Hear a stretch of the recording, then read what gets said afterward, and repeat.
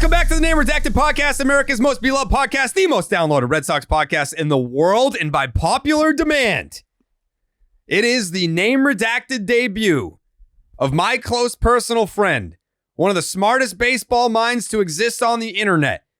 His name is Justin Havens. You know him as the Jayhay kid on Twitter. Started out at starting 9, ended up with Baseball is Dead. Other baseball stops in between. He's a seam head for life.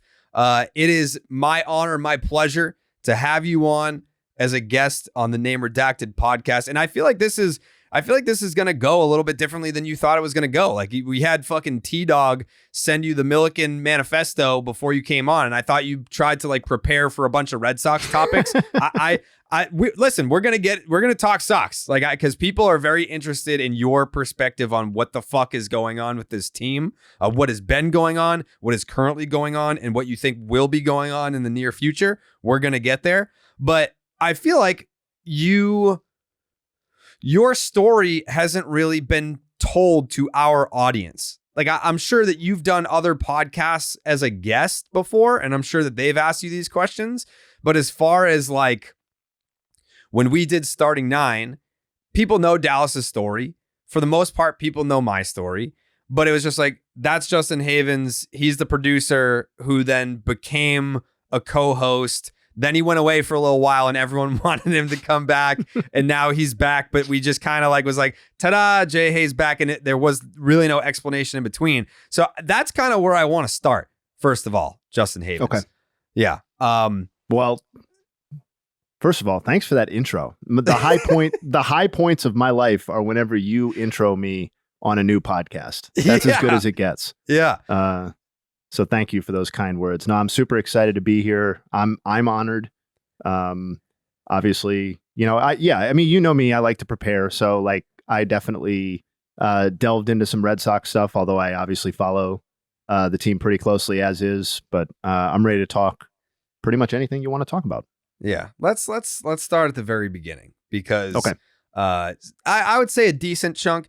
I think what I found interesting over the last year or so, and you can probably relate, is the number of listeners who came on just during the Baseball is Dead era. Mm-hmm. Like some people didn't listen to starting 9 and they discovered us in the last couple of years.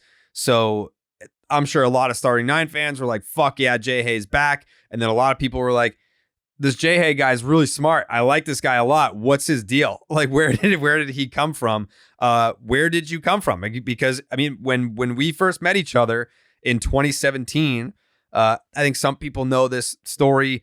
I went to Barstool. I had Section 10. We started in 2015. 2017 rolls around.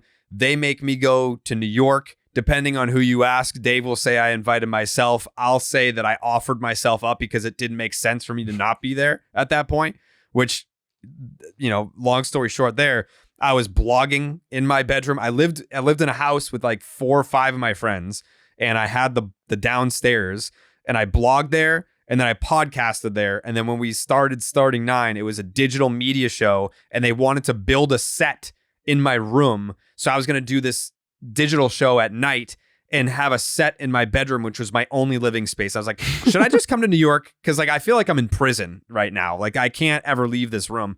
So that's how I ended up in New York and where I met Jayhay. We were looking for, obviously we came across Dallas. Dallas was a guest on Section 10. That was kind of his tryout. So he was a perfect fit, still is a perfect fit. And we needed a producer.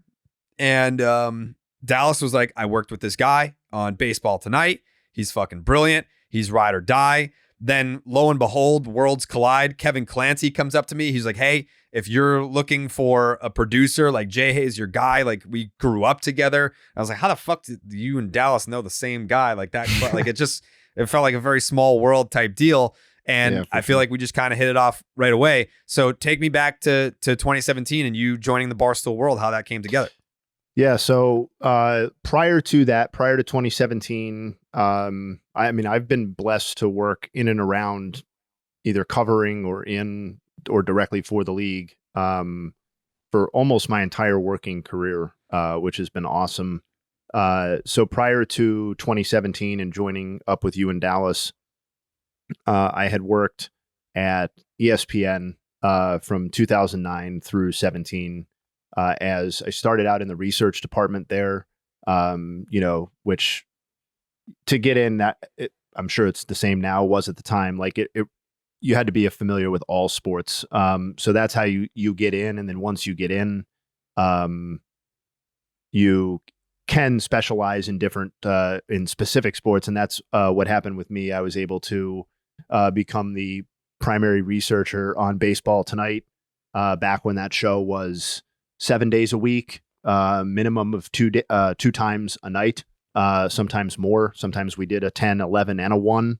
And it was just an incredible kind of moment in time. I was very blessed to be able to work on that show, met a lot of amazing people, both former, people like directly involved in the game and just other ESPN folk, who helped shape my career and my time there for sure. And then after, I think it was about a half decade of being the researcher for the show, I transitioned into being one of the producers for the show, along with Greg Colley at the time. And so, yeah, I did that for about a year and a half, 2 years. And then, unfortunately, I mean, I loved my time at ESPN pretty much right up until the end. But, they made the decision to go in a different way as far as the quantity of baseball coverage that they were going to do moving forward. And so I had a choice.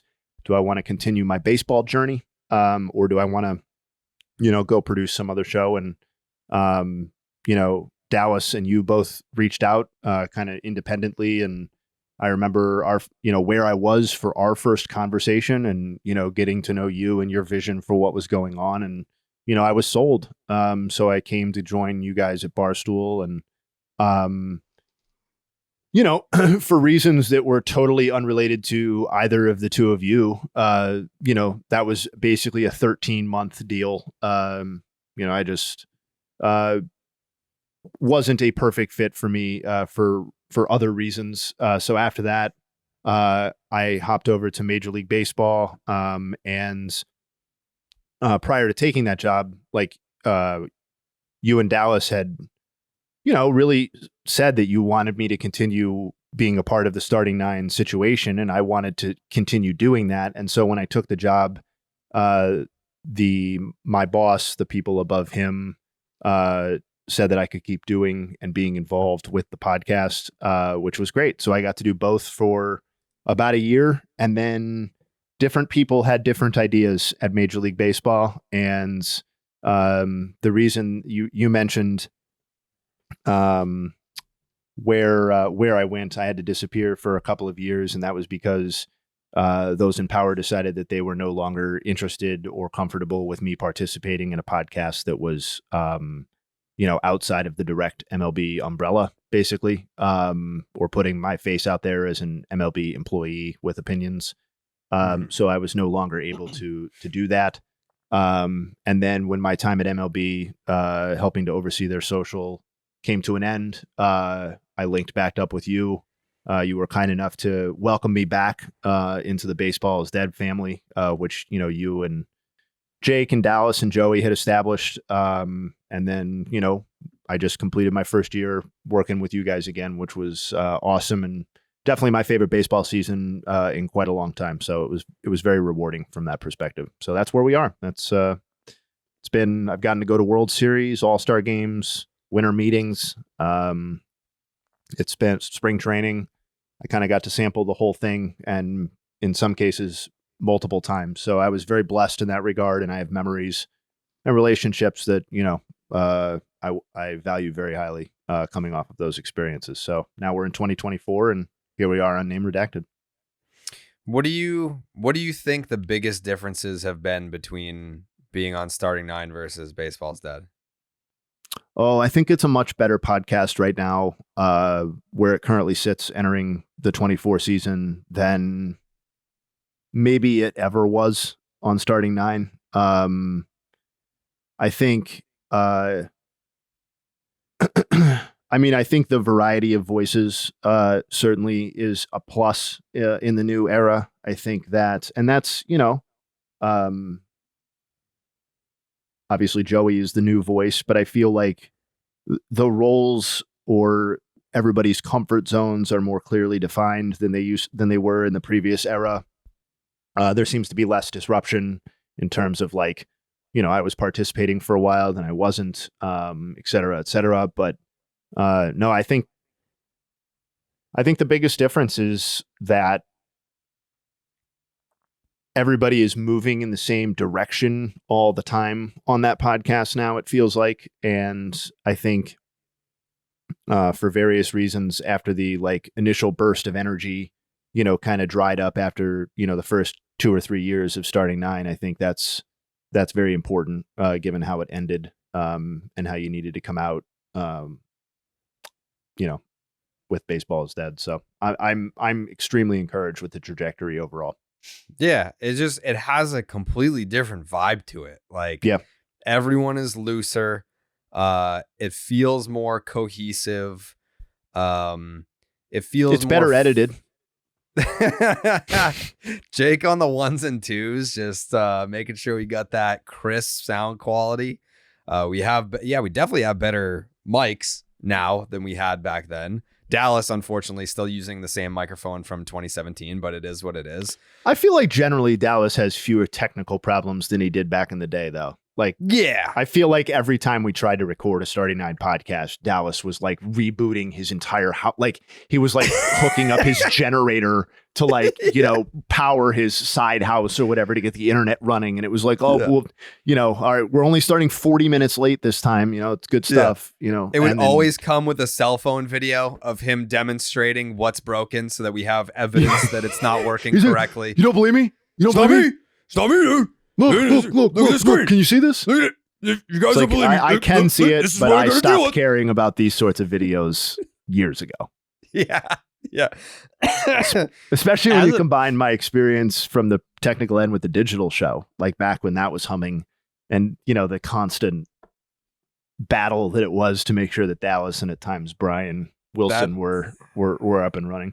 That show was truly ahead of its time. Like, I feel if that show was out right now, would crush. It would crush. I mean, like it. So that first year, we had highlights rights. So I was like, man, like this is a big fucking deal.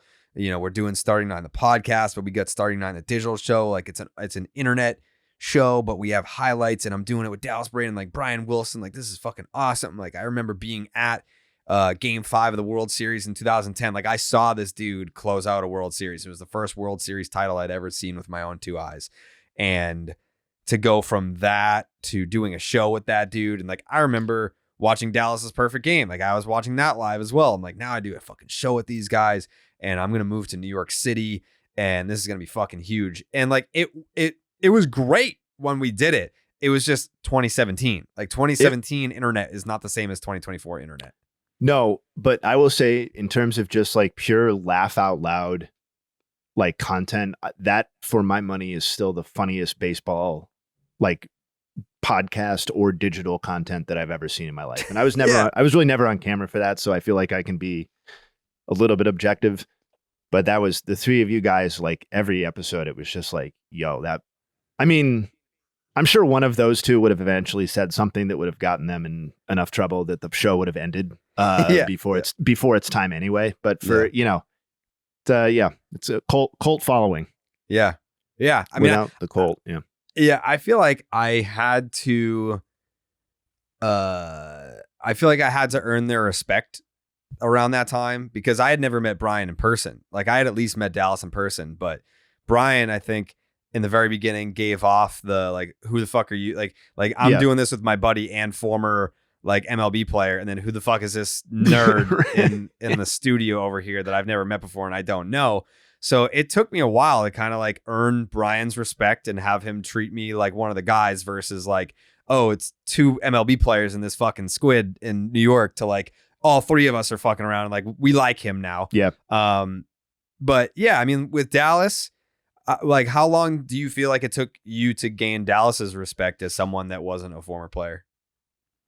Yeah, I think it took a decent amount of time. Like, I don't think if I had just worked with Dallas for a year and then he bounced, that, we would have linked up at Starting Nine or down the road or whatever. He's obviously a certain type of dude. I think it's, trust. I would guess that trust is, hard to earn. Quick to lose with him would be my description. But yeah, no, I think Dallas gets it. I mean, I think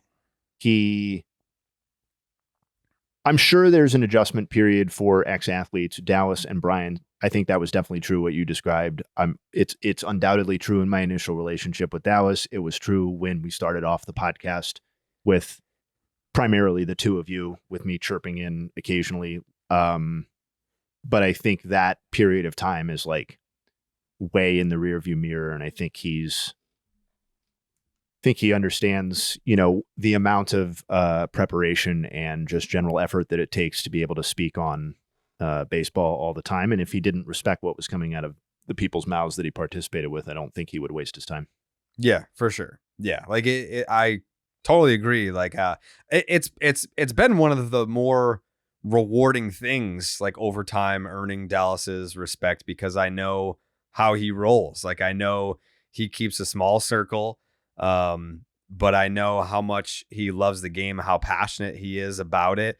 And he has his opinions if he doesn't like the way that you smell. Like, if it's like, hey, I don't like this guy's tone, or I think that this guy like might not be as genuine as he proclaims to be. Like he can kind of like sniff out like who's like a real one or not.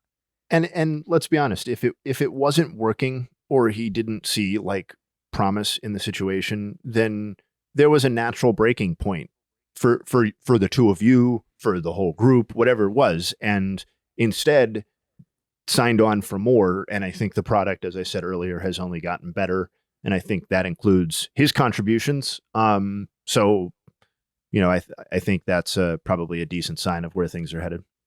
Yeah. I mean, like our relationship has never been better since leaving, because I think it meant probably a lot to him, to where like once the Barstool era was over, to know that I choose you anyway. Like it could have been like, hey, I'm going to DraftKings. Like it's been real, man. Thanks for everything.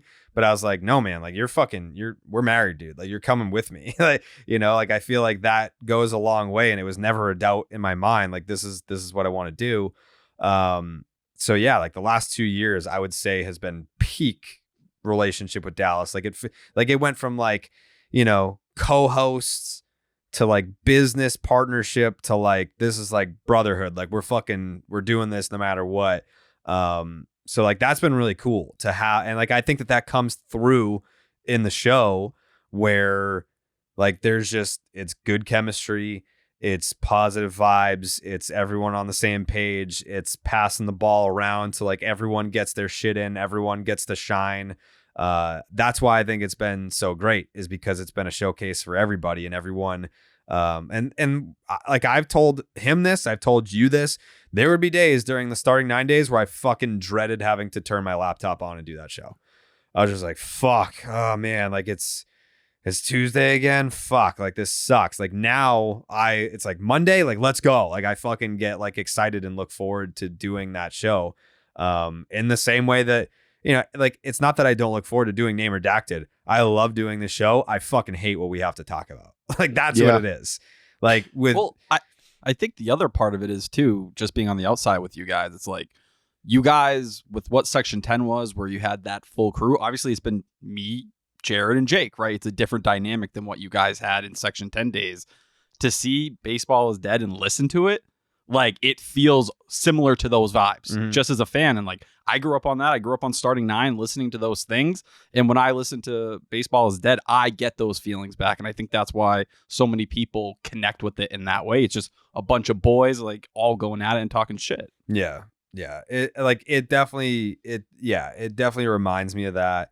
And I thought one of the coolest things was when we went to Atlanta. And I say this all the time, like trying to like give people perspective of like the psychology of the job, where, people be like, oh, do you ever get tired of like people coming up to you? I'm like, no, dude. Like when I lived in Manhattan, people fucking hated me. When I go to Fenway and people are like excited to like say hi, like that's so cool, because if you're in a band, you go up on stage and you can see all your fans that come out and they know all the lyrics to the songs and everything. Like, it's instant gratification. When you're doing a podcast, I'm currently sitting in a room in a house by myself, looking at a screen with 3 people on it. Like, you don't know how many people are watching, how many listening. Like, I'll go back to the YouTube to make sure the numbers are doing well. And I don't even often ask for the podcast numbers. Like, I know that they're doing well.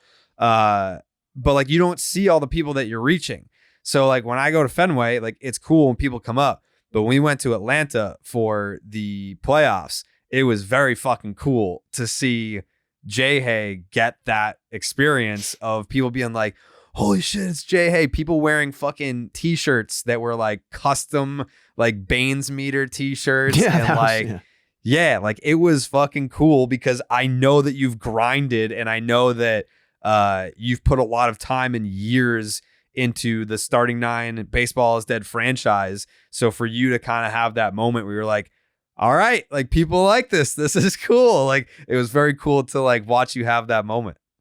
Yeah, you asked if you said you don't get sick of it. That was a first for me. So I'll let you know if I get sick of it, but probably well down the line if it ever comes. No, that was super cool. That trip was great. It was extremely eye-opening and humbling in a lot of ways.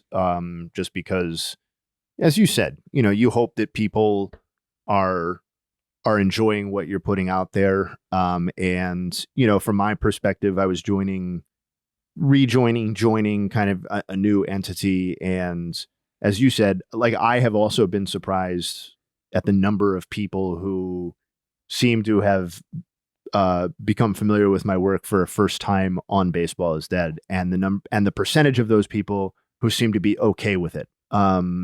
Because generally on social media, if people think you suck, they'll let you know. And it's a quiet minority, which is nice. So I've been pleased about that because you never know how you're going to fit in with something that's already going on. But that trip in particular was crazy because when I went, you were kind enough to treat or kind of host my some of my family when we came to Fenway and showed us a good time or whatever, and that was kind of like being with the mayor, you're walking and everybody's shaking hands and saying hello, and everybody, Jared knows everybody's name, they all know his name, and this was like, there was obviously a lot of that going on in Atlanta, but it not only for myself, but Jake and Joey to get, some, hey, is that so-and-so? And it's like, yeah, that's that other guy on the podcast. And it's like, yeah, I'm that other guy. What's up, guys? Yeah, it was cool. I walked away from that trip, more excited about, Baseball is Dead than I had been prior to, and I was already pretty excited. So, yeah. Cause I mean, I think the one regret that I have is that you weren't there for the first year, because I knew eventually we would link back up. It was just a matter of when and how. So I didn't want you to come in year 2 feeling like you weren't like a main piece of it. It's like, like you should have been there in year 1. You're just as important or as big of a piece as everyone else. Like, now that you're here in year 2, it wasn't that like you just physically couldn't be there in year 1. Like, the second that you were available to come on, it was like, get your fucking ass a microphone and like, let's go. Trust me, if anybody has 2022 related employment regrets, it's me, not you. Okay. So yeah, it's I'm hurting just as bad for sure. No, it was great because I did. There was a part of me when, you joined DraftKings, obviously I was very excited for you. There was also a part of me that was like, a little FOMO in a sense. Cause I was like, well, here comes the new podcast. And like, we put in time on the previous one, and it would have been nice to have been able to more consistently see that one through to the end and then transition right away. But, I think it's possible that things worked out for the best, the way that they did. Yeah. Cause I mean, like, it's the butterfly effect. Like, if you stuck around, like, you were kind of, you had to be like mediator at times. Like, what if like, Jayhay sticks around and we end up like staying at Barstool and things don't work out? I mean, like, Starting Nine got canceled in less than a year after we left. So it For just sure. like, there was just, I don't know what it is, but like baseball. I'm not going to sit here and say it didn't work, because it like, we still had success and high points, but the second that we left, it just clicked. Like it just worked better. Yeah, I mean, I think there are a couple of reasons for that. I mean, I think the primary reason is that when you start off with the most investment from the people who matter and it declines from there, Yeah. That is a disappointing and frustrating way to operate any sort of franchise. You would presumably rather have it go the other way. Yeah. So I think that brought down morale, and then, I think as time goes on, I think it just I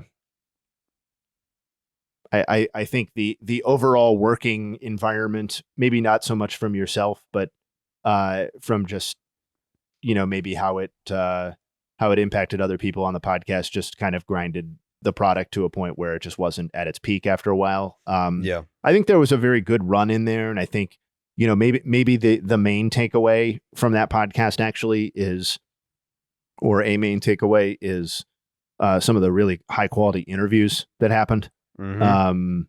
Because I mean, I know the Bryce Harper one is cited probably most often, but there are dozens of other really, really good interviews that Jared and Dallas executed on that I know they're not really accessible, but to the extent that it has a legacy, I think part of it has to come from, not only high wattage stars, like, as big a stars almost as exist, previously in the game, and some massive, massive stars currently in the game. But also just some good high quality interviewing and interview responses from people of all sorts of relative fame. Yeah. Yeah. I mean, think you go back to the 2019 spring training tour, and like some of like my closest friends in the game are because I met them that 2-week period. Like Lucas Giolito was just on this podcast. It's because of that spring training tour in 2019. Alex Bregman, 2019. Nolan Arenado, just talked to him the other day. That was because of 2019. Like that year was so, I guess, important and influential for the rest of my career, really. And it was from 2 weeks of just going around talking to guys throughout the league. I would love to be able to do that again. Hopefully we can do that again at some point. Would love to have you be a part of that now.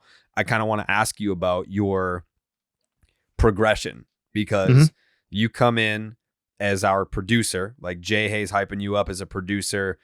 Dallas is hyping you up as a producer. I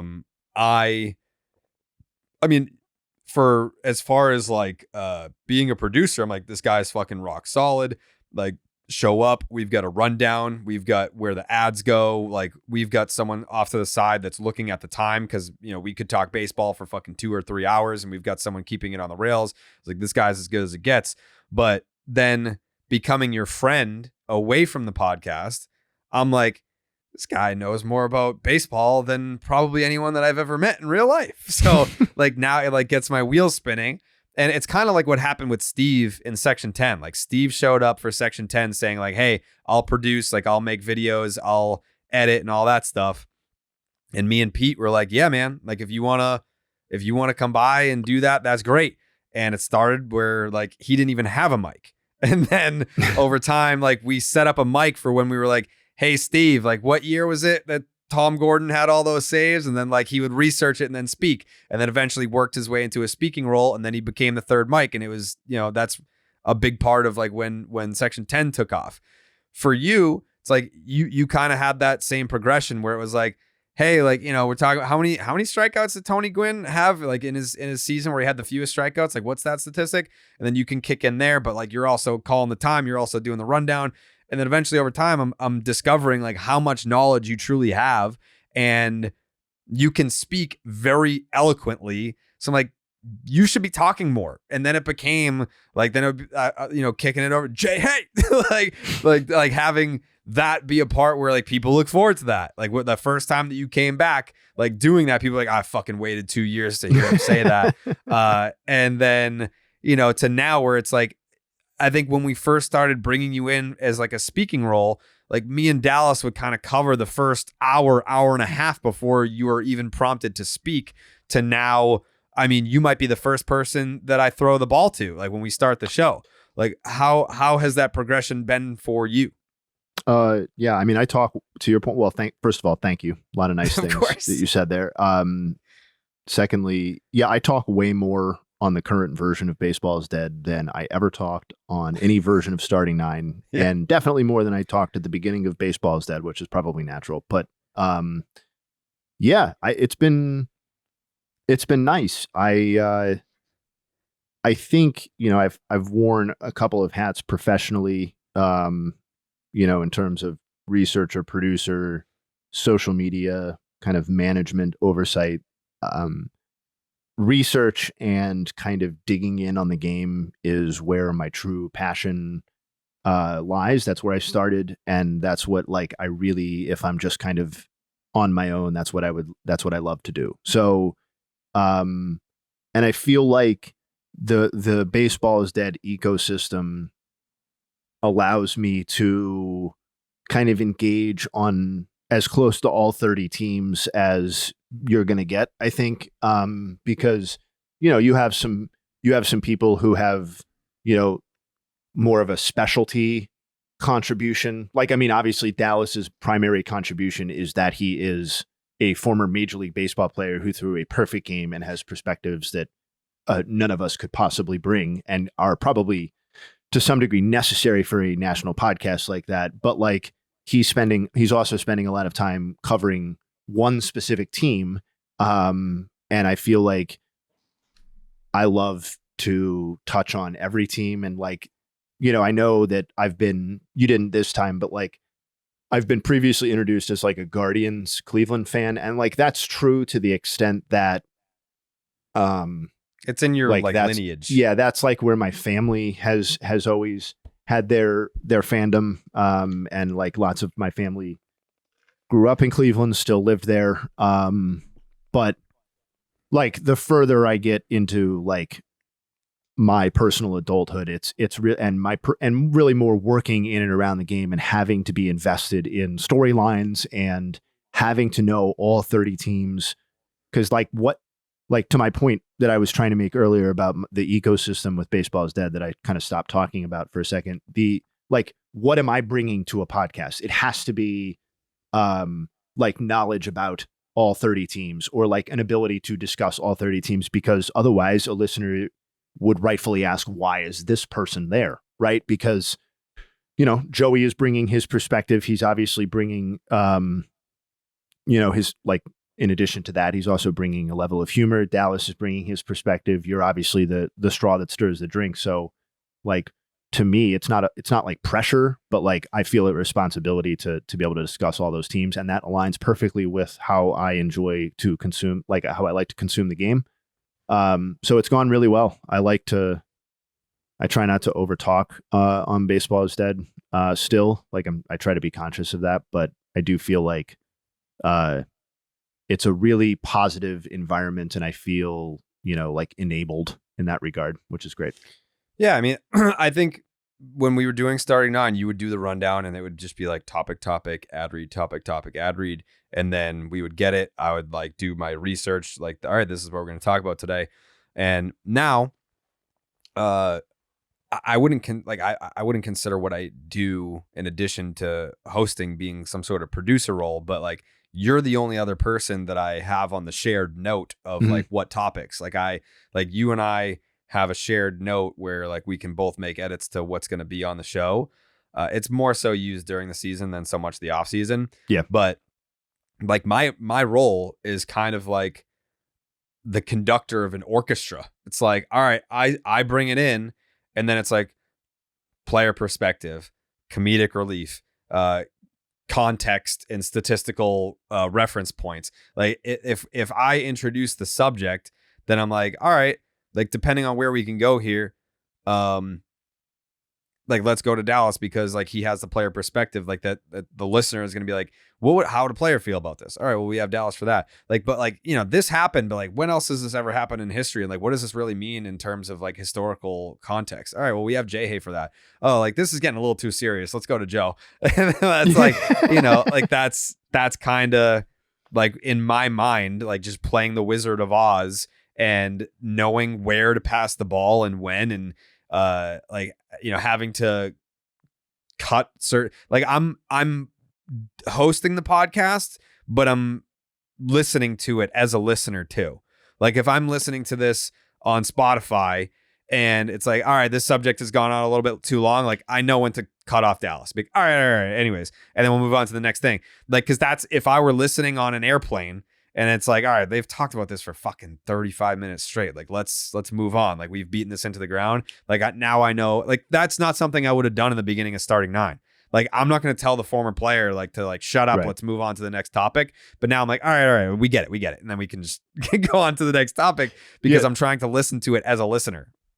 Well, and to some degree, there has to be, like, a suspension of belief, too, or suspension of disbelief, because you're like, because I talk to Dallas as like just like I was going to say as disrespectfully as I talk to anybody in my life, but like I'm not like constantly doing that, but like I'm not afraid, I guess, to speak to him in that regard. And I feel like you can't do the podcast unless that's how it's going to be. And like, it sometimes it results in, probably annoying arguments, and sometimes it results in good stuff. Like I like going back and forth with him on pitching, in particular. So yeah, it's you got to be able to do that. Yeah, I think what's also different now is there's less sense of internal competition. Like that existed so much within Barstool, and it was so infectious. Where shows were competitive with each other, but then people on shows together were competitive with each other, and that would melt into your chemistry, and it would be very toxic. And now, and I think I kind of know the reason for it. Like when you're at Barstool, you can say one thing and next thing you know, like it's a talking point amongst like the fans. And like, so say like Dallas, like, talking about my mom or whatever. Like I'm like, like I used to say like Dallas, like don't bring up my family because then like the people on the internet are going to start talking about my mom. Like, and I don't want that. But like now it's like we exist within our own world where like our listeners know that Dallas is fucking around, know that I'm fucking around. Like I, over the last 2 years have 10x'd my ability to like make fun of myself and like not get super sensitive about things. I'm like, yeah, like we can all fuck around here. Like we can, like I can bust your balls, you can bust my balls, and like the audience is gonna love that. And it's a comedic aspect that just kind of like wasn't there before. And it was almost like me. It was almost like we were like bullying each other for real before. I'm like, don't fucking say that, dude. But now like you can just kind of like lean into it and it's funny.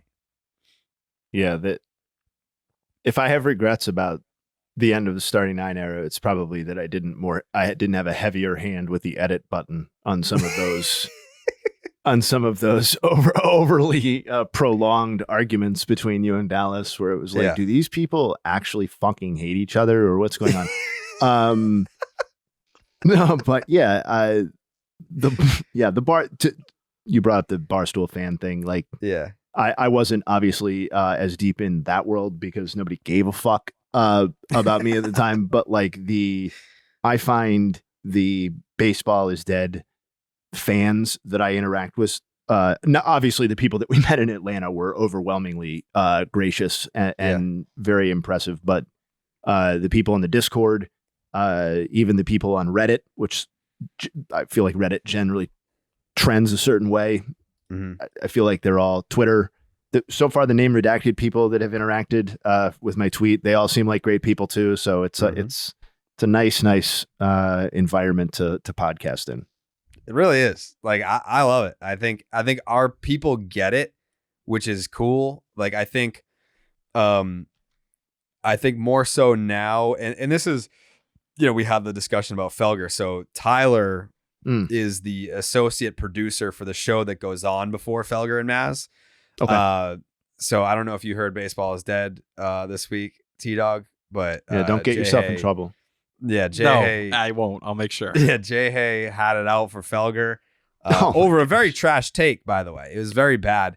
But one of Felger's takes that I disagreed with the most was from a couple of, I believe it was in 2021 when he said, like, you can't just like talk about baseball on radio. Like if we talk about baseball, like the phone lines won't light up. Like you can't talk about it the way that we talk about football. You can't talk about it from like a national perspective. And we do it every week. During the season, we do it 3 times a week. And I think our listeners, it's really cool when you see someone commenting on one of the topics that we discussed. Like, for example, like Monday, we're going to obviously talk about the sale of the Orioles. And we'll get someone like tweeting at us when it's like, man, like that was a really good segment. And like, I enjoyed this, and that. And you click on their page and it's like, they're a Rockies fan.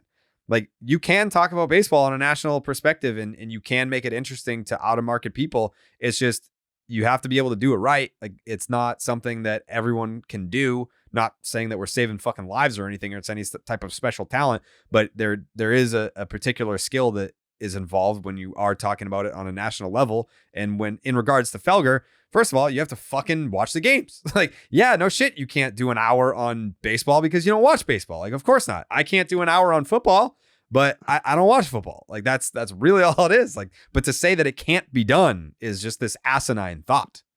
There are certain things that I cannot talk about on a daily basis, but that's because I know nothing about them. You know what I mean? Like it's, or you don't care. The thing that made me so mad about this specific clip, not to rehash this whole thing, but I've been thinking about it. Like the one dude at Felger said, I believe, that he didn't know that Adrian Beltre was a third baseman or a full-time third baseman.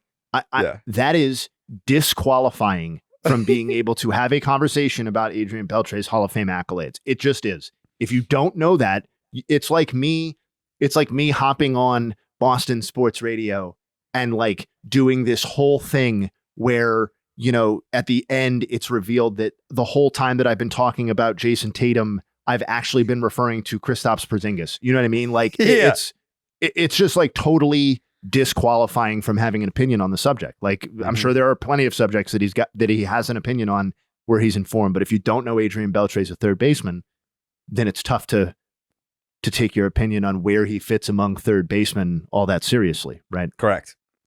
And he also shit on Billy Wagner. He was like, who even is that? By the way, shout out to Felger. You haven't heard this yet, Jayhay. This was the following day. Mike Felger. Yes, Mike Felger has contributed a new tidbit that's going to go on the Baseball is Dead intro for the podcast. Here it is. I hate to break it to you, baseball's dead. Dead. No one gives a rat's ass about your sport, in part because of how it's played. Because the sport surrendered itself to the analytics a long time ago. And so your sport's kaput. Thank you, Mike Felger. All right. Yeah. I do love just a random analytics dump. That's Yeah. Well, just usually like, I'm the one who's at the center of it. Like the whole war thing was because of what I said on the midday show, because I was giving the case for Todd Helton and I was giving comps and I was using Jaws and I was giving all these things. And Maz just was done with it. He's done. He's like, I don't want to hear any more of that bullshit from Milliken. But like, I don't know. I look at them saying, you know, you can't do an hour on baseball. I think when the Red Sox are good, sports radio is different, right? You're in Boston, I understand. When the 2021 Red Sox in August and September were teetering back and forth, they were doing an hour crying about Anthony Rizzo not being on the Red Sox. So they can say they can't do an hour or whatever it is. Maz does an hour on it, you know, all baseball season long, an hour after the show. Me and Jared go on. It's just, if Felger wanted to, he could, but he knows at the end of the day, the Patriots are what bring in the money. That's what the people talk about. That's what gets the convo going. So that's where you're going to lean again and again. I mean, it's indisputable that the Red Sox are not as interesting as they were half a decade ago. But I get the feeling that that's not why that guy in particular can't talk for baseball for an hour. I think there are probably other things going on that would cause him to have a problem there. But it's, you know, overall, it's a decent sports situation in Boston right now, right? Yeah. Anyway, so BetterHelp. This episode of the Name Redacted podcast is brought to you by BetterHelp, which is great. It's very timely. I'm actually, did I tell you this, T-Dog? I'm back in therapy now. Oh, I'm not the reason for any of this, right? Partly. I wouldn't say entirely, but it's definitely part of it. No, it's definitely. Jayhay, does he ever complain about me? Does he like come to you and be like, "Damn, I sat with Tyler for a couple hours. I don't feel well." You know, that's not the way he described it. It was much more vicious. Yeah. Oh, all right. Continue. I don't want to make it worse. Just read your little ad. A common misconception about relationships is that they have to be easy to be right. See, this is talking about you. Fuck you. I mean, it's not like, listen, Jake, do you think that it's an easy relationship to have to like deal with Tyler? Don't bring him into this. I'm asking Jake a question. No, I wouldn't say it's easy at all. It's not easy. Jayhay, the last episode that we did, this motherfucker told a story about how he drinks 8 to 9 sodas every Saturday.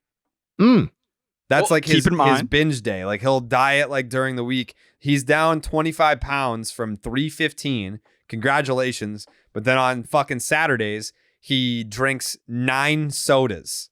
So I have a question. Proceed. Is it 9 different types of soda? Do you like, or is it one of the same, like 9 of the same type? Are you mixing it up? Like, do you have a? I'm a Coke fiend. Oh, okay. I'm 9 down Cokes, as much Coke as I can. Yeah, listen, I changed it this past weekend. Because Coley had this conversation with me. He connected. I felt, no offense to Jared. Jared doesn't know what it's like to be fat. Coley can relate to me on that. I was fat last year. Fuck off. You don't know what real fat is. Being chubby is not being fat. That's being no one's fat. ever looked at Jared Carrabis and been like, look at that fat ass, except Dallas. People have looked at Jared Dallas Carrabis and been like, he's way too skinny. Okay. Dallas calls me fat all the time. You wouldn't know. I just said that. I said Dallas is the only one who calls you a fat fuck. He does. But from a bigger guy, like I could never call you fat. But me and Coley, we can connect on that level. Mm-hmm. It's the same kind of thing. So I'm on to Coke Zero. I bought a 24 pack. I had 2. You gonna drink them all tonight? No, I'm not. I only drink them on Saturday because I have respect. Look at this. This is water. And this has been a stressful week for me. Okay, I'm going through a lot right now. Milk, dude. What the fuck is that? I don't drink fucking it looks like cow liquid, cloudy okay? water. Yeah, I don't know. No, I would get that tested. Water. Yeah. All right, it didn't look like this when the show started. Oh, I have a boy. lot of ice in there, okay? It is water, I promise. It's not Sprite. You sure? Look at it. This dude's putting sugar in his ice cubes to just sneak it in there. I guess it is just, ice. All right. Yeah, I guess. Anyways. It tastes like water. But, it's been a hard week in the Milliken household, and I'm staying strong. Yeah. Anyways, a common misconception about relationships is that they have to be easy to be right. But sometimes the best ones happen when both people put in the work to make them great. Therapy can be a place to work through the challenges you face in all of your relationships, whether with friends, work, or your significant other, really anybody. I feel like at some point, Tyler, we should go to therapy together. I'd be down for couples therapy. I think we could use it. I think the Red Sox factoring in and where they are right now. Mm-hmm. But between me and you, I think there's a little like big brother, little brother. I want to put your head through a wall sometimes, and we need to let it out. You want to put my head through a wall? There's times, especially when you and Jake really, really come together. I feel like we don't like you act like we like bully you. We don't do that. Jake, have we ever bullied T-Dog before? No, I think we're pretty nice to him overall. Yeah, we're pretty nice. Pretty no one would agree with that. Nobody. Jake just said it, and I agree with him. I will go and speak on Jake's behalf for the people who think he chose to leave my weight in the last podcast. I saw that and I was like, Jesus, this is like mean. Yeah. I told Jake to leave it in after the podcast. I know you cleared it up on the subreddit, but for people who didn't, you guys are nice to me when you want to be. Yeah, I am a pretty nice guy. If you're starting to think about therapy, give BetterHelp a try. It's entirely online, designed to be convenient, flexible, and suited to your schedule. Just fill out a brief questionnaire to get matched with a licensed therapist and switch therapists anytime for no additional charge. Become your own soulmate. I like that tagline. Become your own soulmate, whether you're looking for one or not. Visit betterhelp.com/Jared. That's Jared today to get 10% off your first month. That is BetterHelp, HELP.com/Jared. Jayhay, how is over the years, how has my reading improved in your mind? Oh man, honestly, I'm disappointed by how much. Yeah, it was way better when you couldn't read. I liked the bloopers, the ad read bloopers. I had some of the funniest moments on the pod. People still talking about those. I mean, how can you not? It's this is no, just it's good a timeless, for you though. I mean, timeless good. classic. This read. There's gonna be some words in here that I don't know how to pronounce. I'm excited. I'm just warning you. Go for it. Do it. Oh, wow. Is the leading meal kit delivery service in the United States. And while many people know what we do, many people don't know about the types of meals you can eat when you cook with like quick bucatini.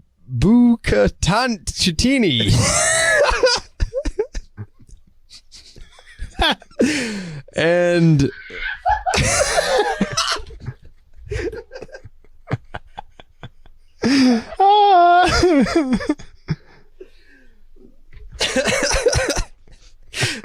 and pecorino cheese.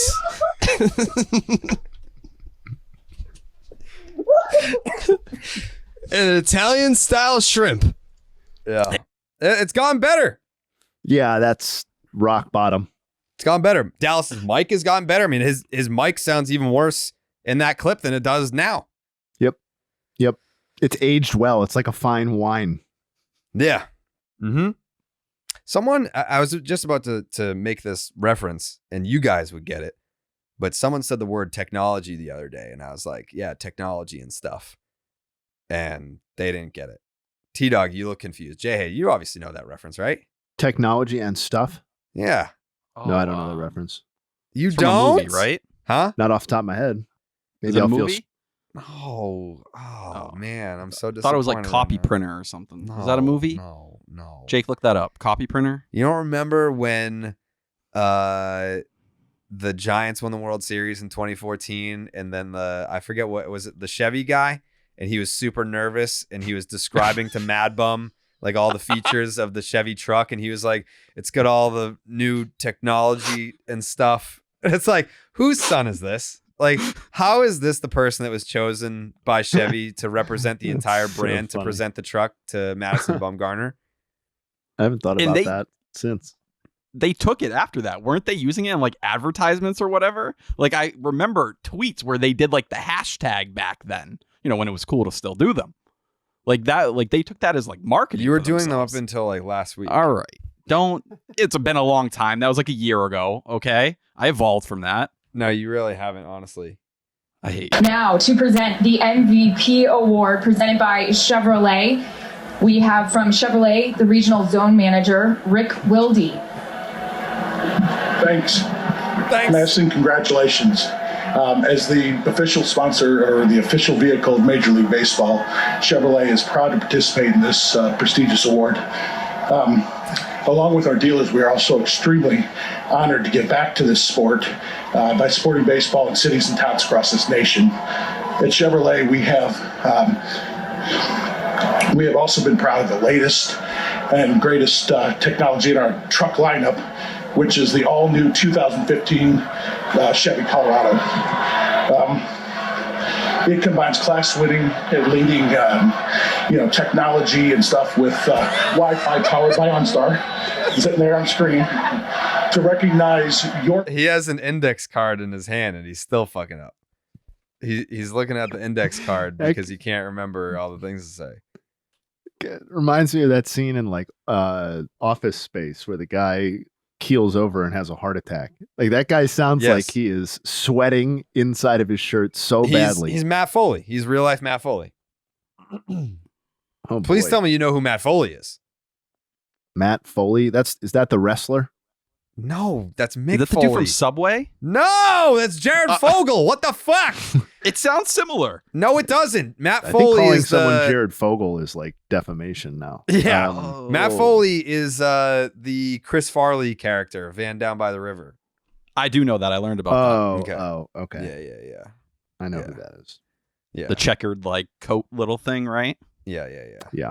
That's Matt Foley. You got to know this stuff, man. That's fucking. I'm disappointed in both of you right now. It's like 85, Jake, 90. What Jake, year? I mean, I Jake, should you- probably know it, but Yeah, you should. Jake, you know who Matt Foley was, right? Yeah, classic Chris Farley bit. Classic Chris Farley bit. Jake knows. Isn't he dead? He been dead, yeah. R.I.P. Yeah, don't do drugs. Don't do drugs. I think people listening, I think would appreciate knowing your story. I'm glad that that's on record now. But I think one of the biggest reasons why people were excited for Jayhay's appearance on Name Redacted is because, like I spoke to someone with the Red Sox the other day, and they said, we missed you at Winter Weekend, and I said, I would have liked to have been there under other circumstances, but it just didn't make sense to be there when I wasn't working it, and I would have just been subjecting myself to 500 plus what the fuck are the Red Sox doing conversations. Yeah. Why I just didn't want, because I don't have the answer to that. From an outsider's perspective, as a true baseball man and a very intelligent one at that. Let's start right there. What the fuck are the Red Sox doing, Jayhay? So I want to preface this with the fact that I think some of the Red Sox problems or the negativity is contextual, and it's for two reasons. A, it's within the context of how they have operated their team historically, right? Like, this is not a team that has always behaved in the way that they've behaved over the like post Mookie era, or the Bloom era, now into Brezel, obviously. But so I think that's part of the problem. And I think just as big of a problem is the division that they play in, because I'm looking currently at the roster, and I think if you plugged this team into the AL Central, if you plugged it into the NL Central, like, the vibe might be a lot different, because I think there are a lot of good, like genuinely good things that are going on here. And players, particularly on the offensive side, that like I'm excited to see what they have in 2024 as kind of next steps. But within the context of how, like, I've been a fan of Cleveland, as I said, for the majority of my life. And I remember when they changed how they operated as a franchise. And I was a lot younger at the time. But like when I grew up and was a hard, like my childhood coincided with the late 90s and early 00s Cleveland teams, which were obviously like dominant teams, winning the Central basically every season, multiple World Series trips, etc. That's how I became interested. And part of it was new ownership, but when that shift occurred, it was just never the same for me from a fandom perspective. Like, I got up for 2007, obviously the collapse against Boston. I got up for 2016, and I was fortunate enough to actually be in Chicago for some of those World Series games. But it just never, you knew that there were financial decisions that were impacting the team's ultimate ability to deliver a World Series championship, which was all I care about and all I cared about at the time. And I'm just kind of curious whether this is going to end up being the new normal, because once you get a few more seasons of this type of behavior, we're going to be looking at, almost a decade in the rearview mirror of the last time the Red Sox didn't behave this way. And then I think there's going to be a certain just kind of apathy and almost, you get used to this kind of stuff. And this is not the Red Sox team that I used to, or that I grew up fearing and envying in a lot of ways and rooting for at times during the underdog era, and being fascinated with how they built the team and all that sort of stuff. But,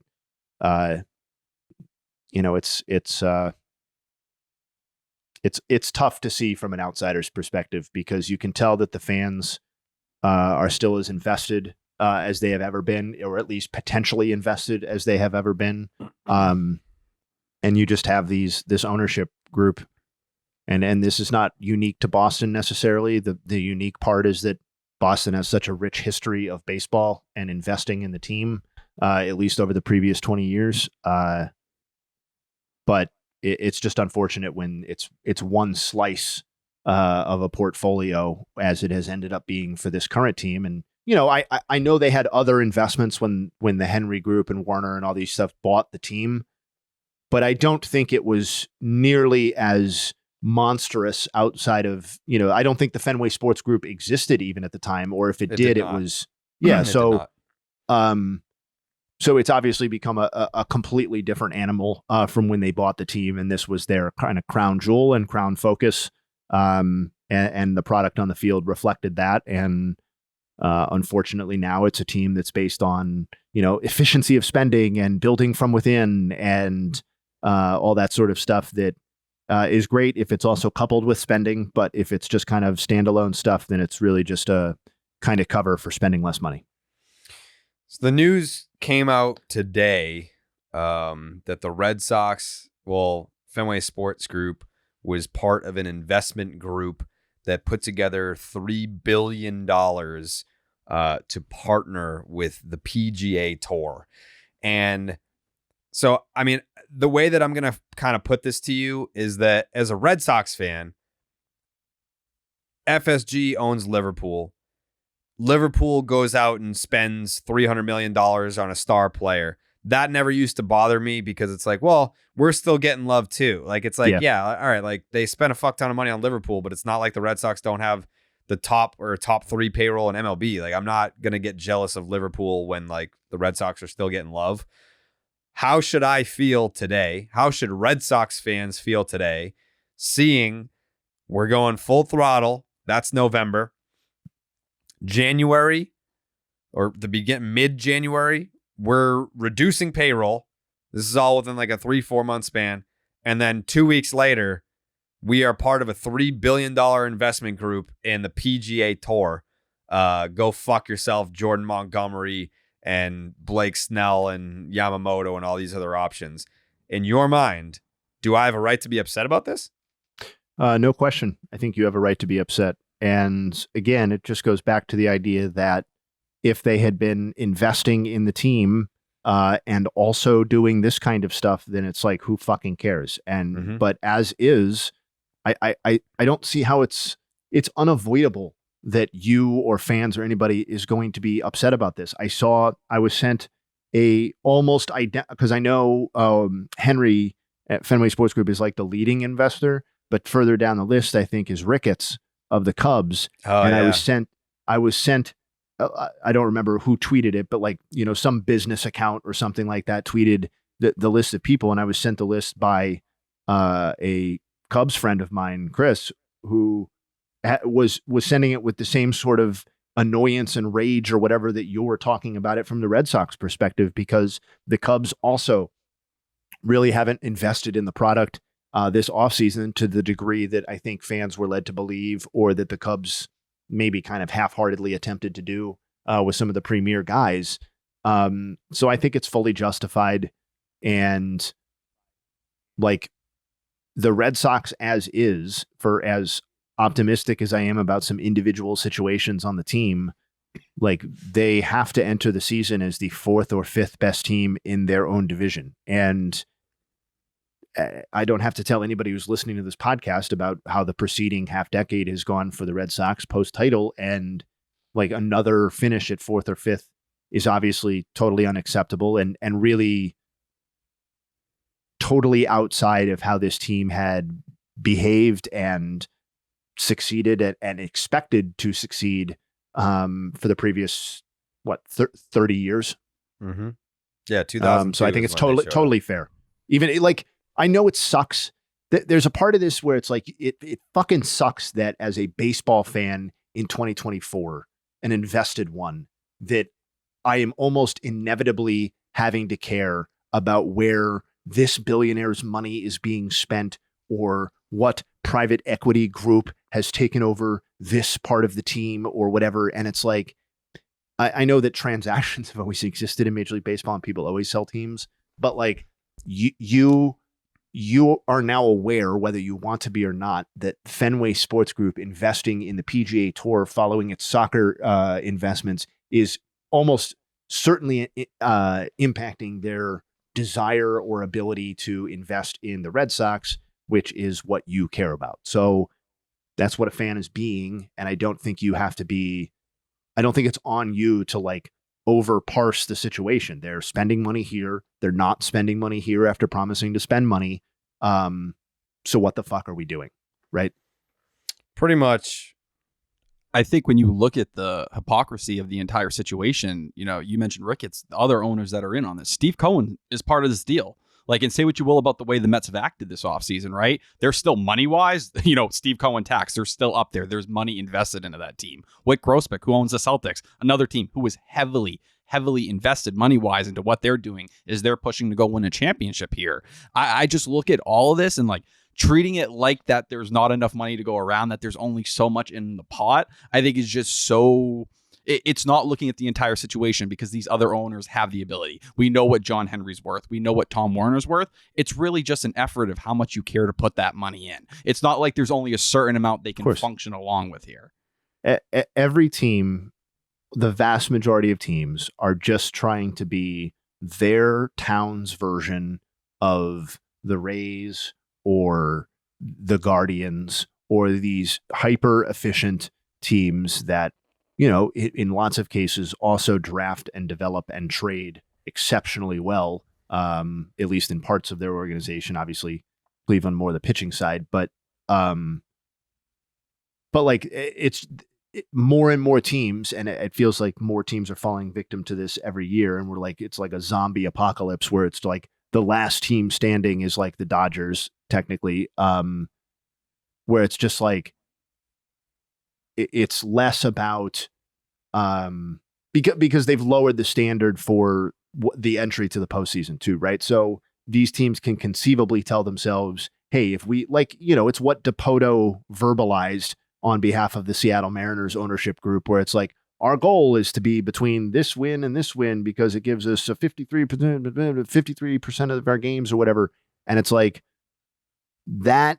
The problem with that statement from a PR perspective was how true it is about so many teams in Major League Baseball. That's why that motherfucker got back on the mic and was walking it back like seconds after he issued the comment, because it was like, yo, that's kind of pulling back the curtain a little bit for some fans who aren't in on it, about how these teams are operating. And as I've said, like, the Red Sox, the Yankees, these teams kind of used to be in their own stratospheres or different, maybe Yankees were in their own and Red Sox below that, but they were separated from these other teams in terms of their willingness to invest in the product.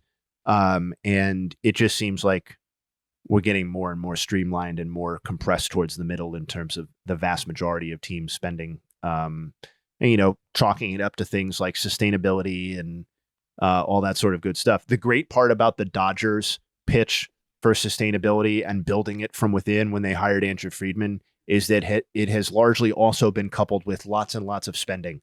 And that's when baseball is fun, when, your team is in the mix for the premier free agents. And, there is a viable sense of hope entering an off season that your team, maybe they're going to go sign somebody. Maybe they're going to trade for a contract that has become onerous for their current team, but is still good value for a team like the Boston Red Sox.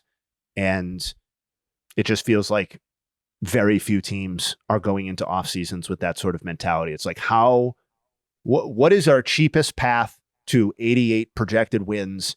And how can I avoid paying lots of money in any given year over the course of that pursuit? So that's kind of depressing, but which feels like the bare minimum. And I think that's why the Jordan Montgomery, the Jorge Soler talks are getting, people are just so angry, because you're talking about a Red Sox team that is at $201 million, $36 million up to the luxury tax here, right? You could spend. I think the standards have come so low here that we're saying we'd have a smile on our face. We'd be excited to do this podcast, right? If you just were willing to spend up into that, while you're watching a team like the Yankees that they don't give a fuck about the luxury tax anymore. They're telling you that. Between dealing for Juan Soto and where their payroll is right now, plus we know with what they gave up, they're planning to extend him with Aaron Judge also on the books, Garrett Cole. They are going to be over for a long time. The Dodgers fall into a very similar category. It's one thing to be the Mariners or the Guardians. These teams that, at the end of the day, listen, the owner should be spending. If you own a baseball team, there's no reason for you to have a garbage payroll. But these teams, in terms of having the list of excuses, the Red Sox can't justify any of those. Whether you want to talk about ticket price, whether you want to talk about their history and how they've conducted things, they can't even, you may want to act like you're closer to one of those mid-market teams, but everything in, terms of money, what you do, profit, what you're getting at Fenway Park, points in a complete opposite direction. You can't masquerade as one of those organizations and think Red Sox fans are stupid enough to fall for it. I wouldn't. Yeah, I if they expected this fan base to fall for that, I mean, I think that clock has officially run out.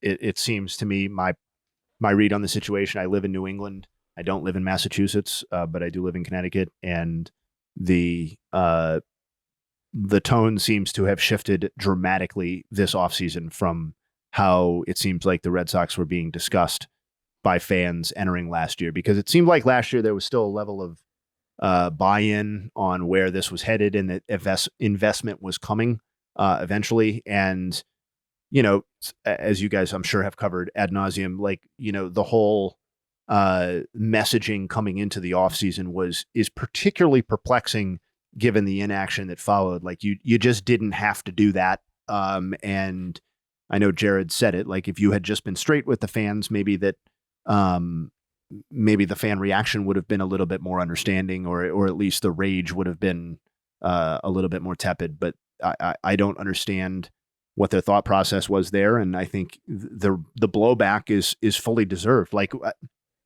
I'm just scanning right now. I didn't look at this ahead of time, but like based on my quick scan, like if they finish with fewer than 80 wins again this season, as they have each of the previous 2 seasons, it would be the first time since basically the 60s that has happened for this franchise. So like, yeah, that's an arbitrary number, but it's also like around 500. So not that arbitrary. And it is a far cry from being relevant in this. Like I have expressed similar frustrations about how the Yankees operate at times as a neutral fan, because, you know, they don't really play the same game that they used to back when I was growing up and learning to fear them or whatever.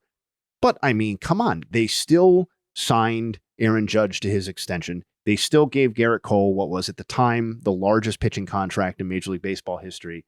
And they went out and I mean, to what degree they tried to get Yamamoto, I'm not exactly sure. Seemed like they were a little bit closer than the Red Sox, at least. $300 million. Yeah, which is a real fucking offer. And then obviously the trade for Juan Soto with the expectation that they're going to give him a lot of money to stay there. Like that is a completely different landscape than what we're talking about with Boston. And like the Yankees are also a flawed roster that, like, if you wanted to argue it, you could probably argue like, oh, is this a roster that's like actually more in need of a retool, and like maybe we take a couple of years off and build from within? And it's like, yeah, you could probably argue that, other than the fact that they have maybe the best hitter in the game and maybe the best individual pitcher in the game. Obviously all of this is non-Ohtani class, but it's disappointing. It just doesn't, they don't feel like a marquee event in the same way that it felt like when they were appearing on Sunday Night Baseball, you know, every weekend for like 6 weeks straight for most seasons. It felt like, over, 10 years ago. Yeah, I haven't seen the Sunday Night Baseball schedule, but if it came out and the Red Sox were on it, I would be pissed. I would be disgusted. Like, why? Like, why do they deserve national exposure? They don't. Obviously, it goes without saying, of these 2 individuals, who has the most credibility to speak on this. I think one is coming from more of a fan perspective, and obviously one is a journalist. A few weeks ago, Sean McAdam said that the Red Sox are not prepping for a sale of the team, whereas I think Bill Simmons tweeted the other day, like, this is selling the team 101. Like, they're stripping it down and not investing and doing all, like, X, Y, and Z. Like, this is very in line with what an ownership would do before selling the team. From where you sit, Jayhay, does it look like the Red Sox are preparing to sell the team? Because it is such a hard pivot that doesn't really, there's no logic to it. Like, it does not make any sense. They're not broke. They just spent $3 billion on golf. So it's like, what's going on here? I don't really know whether they're preparing to sell the team, but what strikes me about that is, if they are going to sell the team, how remarkable it is that an ownership group that has had as much success as they had would be basically pushed out the door to get them to, like good fucking riddance feels like the tone that most Red Sox fans would have towards this ownership group if they sold. And that is a remarkable feat by them to have had all of this World Series success and to have established a new, and I know all the development that they did around Fenway and restoring Fenway itself and all that sort of other stuff. By the way, the last time I was in Fenway, it looked great. But to have done that and to still kind of be a good riddance on the way out really speaks to how poisonous the landscape has gotten over the last year or two in particular. And I'm curious, would a sale of this team, I'd be curious where a sale of this team would ultimately end up having this organization, because you could conceivably get away, if you're buying the team, with, not running it as a mid-market necessarily, but kind of continuing on with the status quo that this current ownership group has. Or you could come in and kind of be treated as saviors of kind of a languishing franchise, which is, of course, the way that I would want to run a team if I had enough money to buy a franchise. Like, this idea that these people buy sports franchise, and this is, I don't have the mind of a billionaire. I don't have that whatever, but the idea that you would spend so much money to purchase a team and then treat it as just a line item, and not as your personal fantasy team, or at the very least your baby, is just, it's almost inconceivable to me that they've devolved like this as ownership. Mm-hmm. It is crazy. You went from 86 years of not winning a World Series title to winning 4. And the fan base is get the fuck out of here. And it seems like it's not an overreaction. We'll go to that Ken Rosenthal clip from Foul Territory, which my take on it was, I feel vindicated, because for so long, there is some ageism going on within the Red Sox fan base, where the older folks will sit there and say I suffered for decades and decades to see 1, and you got 4, and now you're complaining after a couple of bad years. And it's well, yeah, I get where you're coming from, but there's a difference between hey, we went for it and came up short, versus we're not fucking trying at all. There's no excuse for that. So this was Kenny Rosenthal on Foul Territory. Are they trying? Because they let Justin Turner. They're not okay. They're not trying the way they should be trying. I mean, let's face it. They're the Boston Red Sox. Okay, they don't have this regional sports network problem. They own Nesson. They are a team that should be, as their chairman Tom Werner said earlier this offseason, they should be full throttle. They've got Jordan Montgomery sitting in Boston, working out in Boston. His wife is doing a residency in Boston. He is right in front of them. And maybe they'll sign him, but it sure doesn't seem like they're going to do anything big. Sam Kennedy, their team president, said at their winter event that they probably, or he indicated they might be cutting payroll. It's inexplicable to me the way they're running this thing. Now, they have young talent coming. They've got some interesting pieces even this year that they're going to incorporate. But again, it's the Boston Red Sox. And why are they not spending more? Why are they, when they need a starting pitcher, when that's their number one thing, a top of the rotation guy, you've lost Sale, who could have been that guy, but maybe wasn't going to be. Who's that guy? And if they sign Blake Snell, if they sign Jordan Montgomery, you can say, okay, I get it. That's where we're at, Jayhay.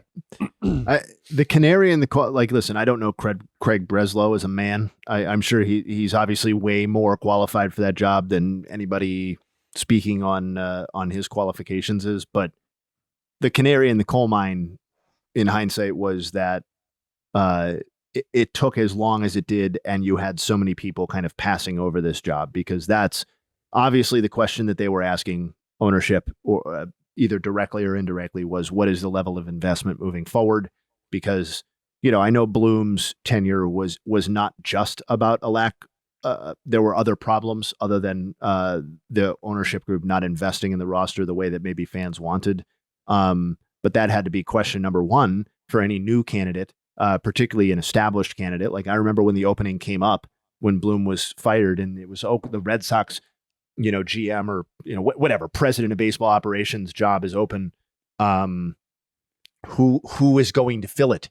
Is it going to be this superstar executive, or is Theo going to come back, or what? And it's like, actually it's fucking Craig Breslow, and it's the 17th option that the Red Sox attempted to hire. And like, that pretty much says it all. And I don't know whether that means we're selling the team, or it means this is just how we want to operate the team because we want to spend money on PGA stuff. But that to me is a really bad sign, even if Craig Breslow ends up being awesome at the job. Like that's the other thing. Like, he could end up being really, really good.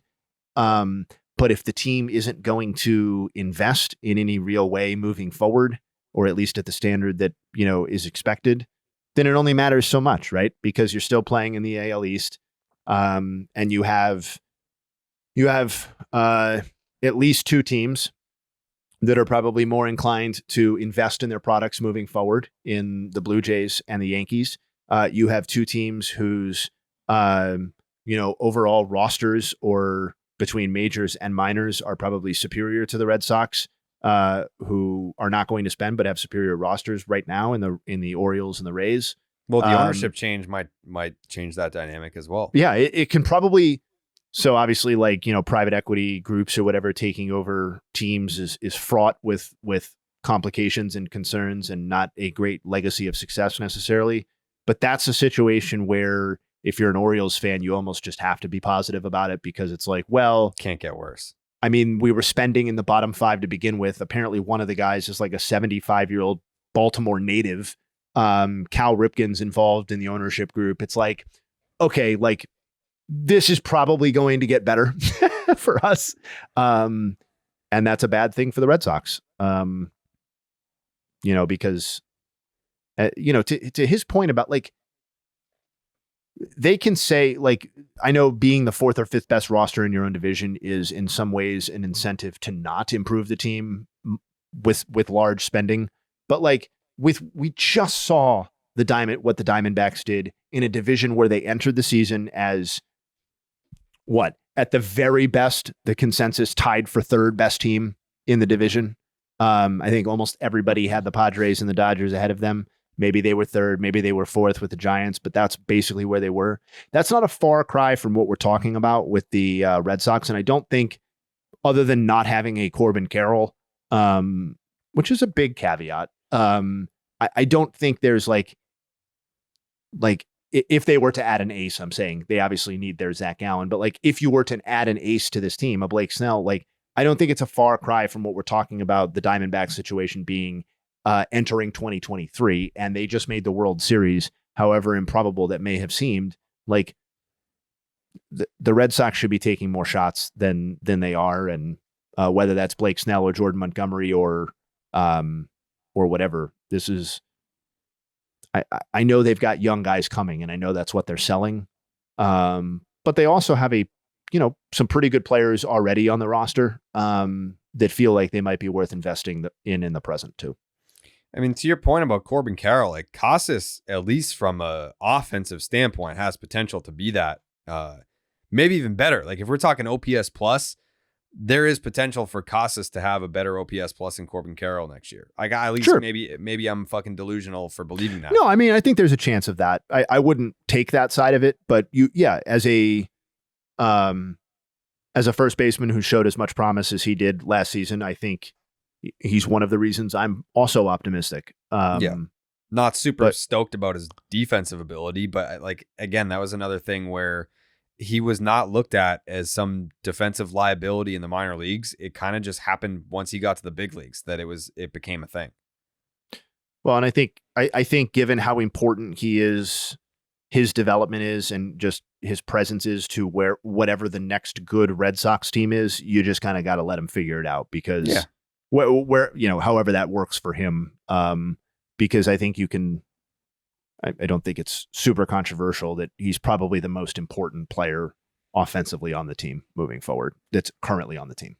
Yeah, besides Devers. But I mean, like, Yeah, Devers but is like, the guy. I'd put my hand up and say I think Casas might be a better hitter than Rafael Devers next season, and I wouldn't think too much about it. I wouldn't either. And also, like, we already kind of know what Rafael Devers is. His production, in order for these guys to be good, almost has to be baked into the equation. Like, Casas is the guy who could add, 50 points of OPS to his total. And in that sense, that's why I'm saying he's the most important, because like there's a delta there with like what his performance could be. Whereas with Devers, like, I mean, he's probably going to be one of the, 15 or 20 best offensive players in the AL. And, you get what you get defensively. And like, you look at what Casas was from May 1st on, he was a top 20 hitter in the sport. Yeah. Whether you want to look at, weighted runs created plus, OPS, whatever you want to do. But I think that's, that Diamondbacks mention is where things don't add up and they don't really make sense in a lot of ways. Because if you were able to get to the trade deadline last year, where I think we were talking about the division the way we are now, the way we were talking about it a year ago, we were saying, man, look at the AL East. This is going to be hell. How are you going to kind of bow through this thing? How are you going to find a way to compete? Well, hey, you got to the trade deadline with 3 starting pitchers, and you were still 2 games within a playoff spot. And that's with Tristan Casas doing dog shit in the month of April, with a lot of guys going through growing pains. You were getting nothing from Garrett Whitlock. You were getting nothing from Tanner Houck. Guys who, say what you will and how you project them, they got to be better than they were a year ago, where Houck has a 5 ERA and Whitlock, the elbow flares twice. He doesn't have his role right. He's going through some stuff off the field as well. And that kind of muddies the whole picture. It's just, when you are in that conversation, just getting, another 10 wins, which Tom Warner wants to say, well, if our defense was better, I talked to someone in the front office, they thought we were an 88 win team if we improved defensively.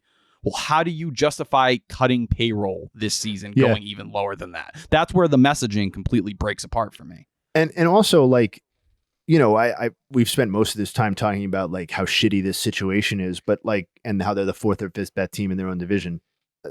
That might all be true, but what can also be true is that it's not, I don't think they are a far cry from the Blue Jays and the Rays, like, qualitatively. Like, you look at these rosters and it's like, yeah, okay, maybe on paper they're the 5th best, but I think these teams, and the Yankees showed that they should be treated this way, given their results last season as well. Like, I think you have to treat these other AL East teams as somewhat vulnerable, and that the Red Sox beat up on each other. Yeah, and not only do they beat up on each other, but like I think all of these teams, that even the ones that are better than the Red Sox, have serious questions that make them at least somewhat vulnerable or questionable entering the 2024 season. Like, how do we feel about, like, these are rhetorical, you guys don't have to answer, but like, how do we feel about the Blue Jays offense? Like, yes, adding Justin Turner helps that, but like, their offense got really kind of dumpy, kind of in a hurry, despite our expectations for some of their stars. Like, the Rays are going to be without Wander Franco for the entire,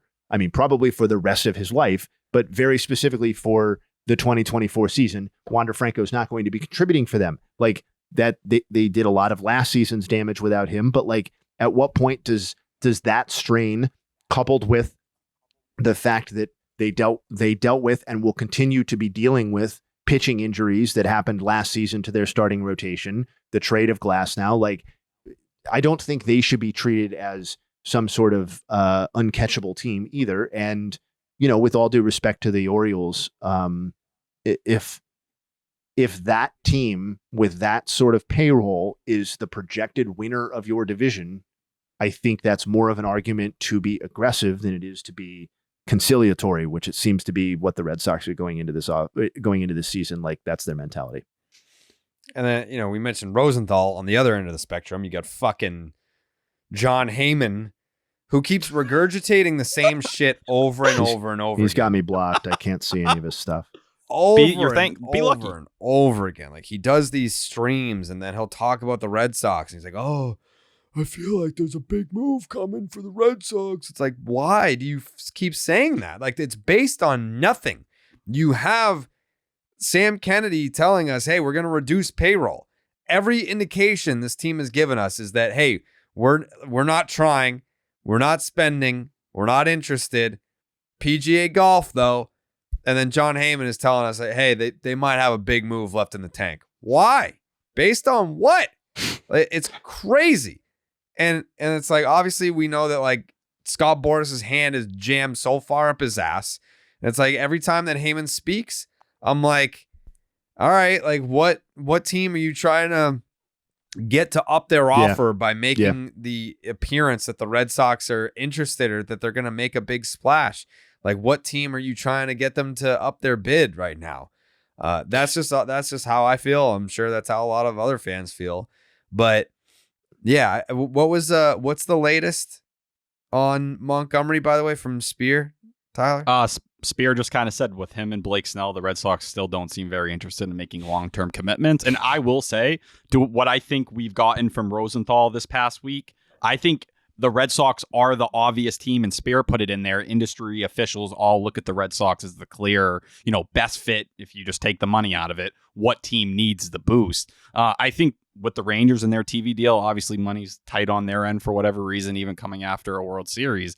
But they're trying to move the Red Sox along here. I think where people look at the Red Sox and kind of say things are like, yeah, Jordan Montgomery's not going to get the Aaron Nola deal, but you're going to sit around hoping it comes below $100 million, that you can maybe get him at 3 or 4 years. Like, it's not going to get that low. And by the time the price starts to drop, it feels like someone else is going to step in there. You will be closer to spring training when ultimately someone has Tommy John surgery that we never saw coming. A team needs a big arm in that way. But there's multiple players, I think, who are kind of looking at the Red Sox and begging for contracts, right? Or at least begging for you to be fair, be competent. Don't continue this whole bullshit where you're just lowballing everyone, as Chris Cotillo continued to say he was hearing. Like, Montgomery is here in Boston. I think if the Red Sox were giving him a fair offer on the table, yeah, you'd probably have a real shot at getting a deal done. The same way Justin Turner sat here in Boston for an entire offseason working out at Fenway, begging, saying, man, I'll do just about anything to come play for the Red Sox. I know nobody else wants to,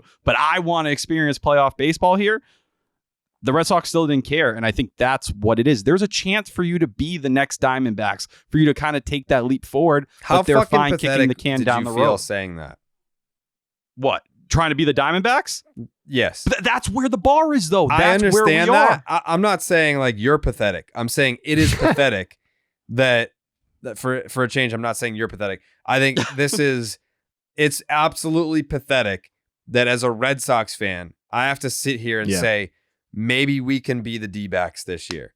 And that kind of more or less is what I tweeted this past week about Jordan Montgomery, where I said, I would feel so much better about this team in 2024 if you signed Jordan Montgomery, because A, it puts you in that fringe wild card contention, which is what you're saying. We could be the D-backs. Woo!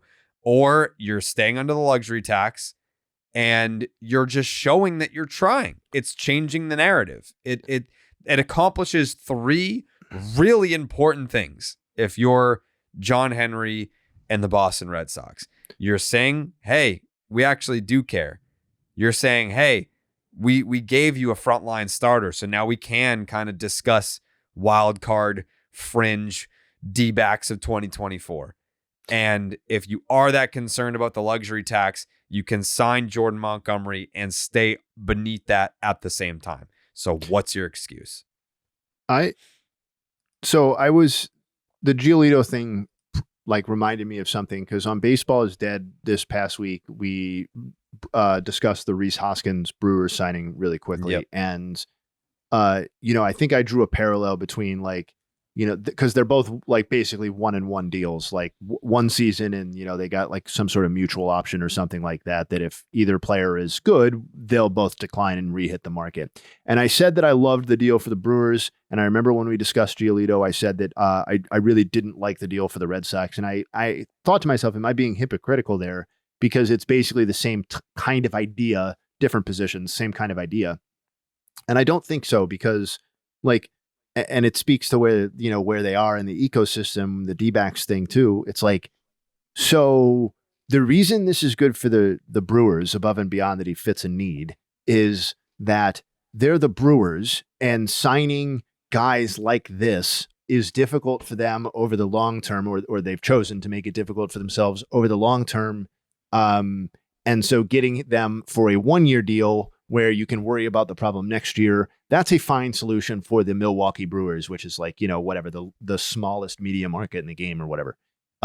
For the Red Sox, it's not a good deal, because you shouldn't have to be doing this as your premier acquisition of the offseason. If Lucas Giolito was, one of 3 pitching ads or 2 pitching ads that they made, Snell and Giolito or Jordan Montgomery and Giolito, it's like, okay, I think that has to be considered a positive offseason.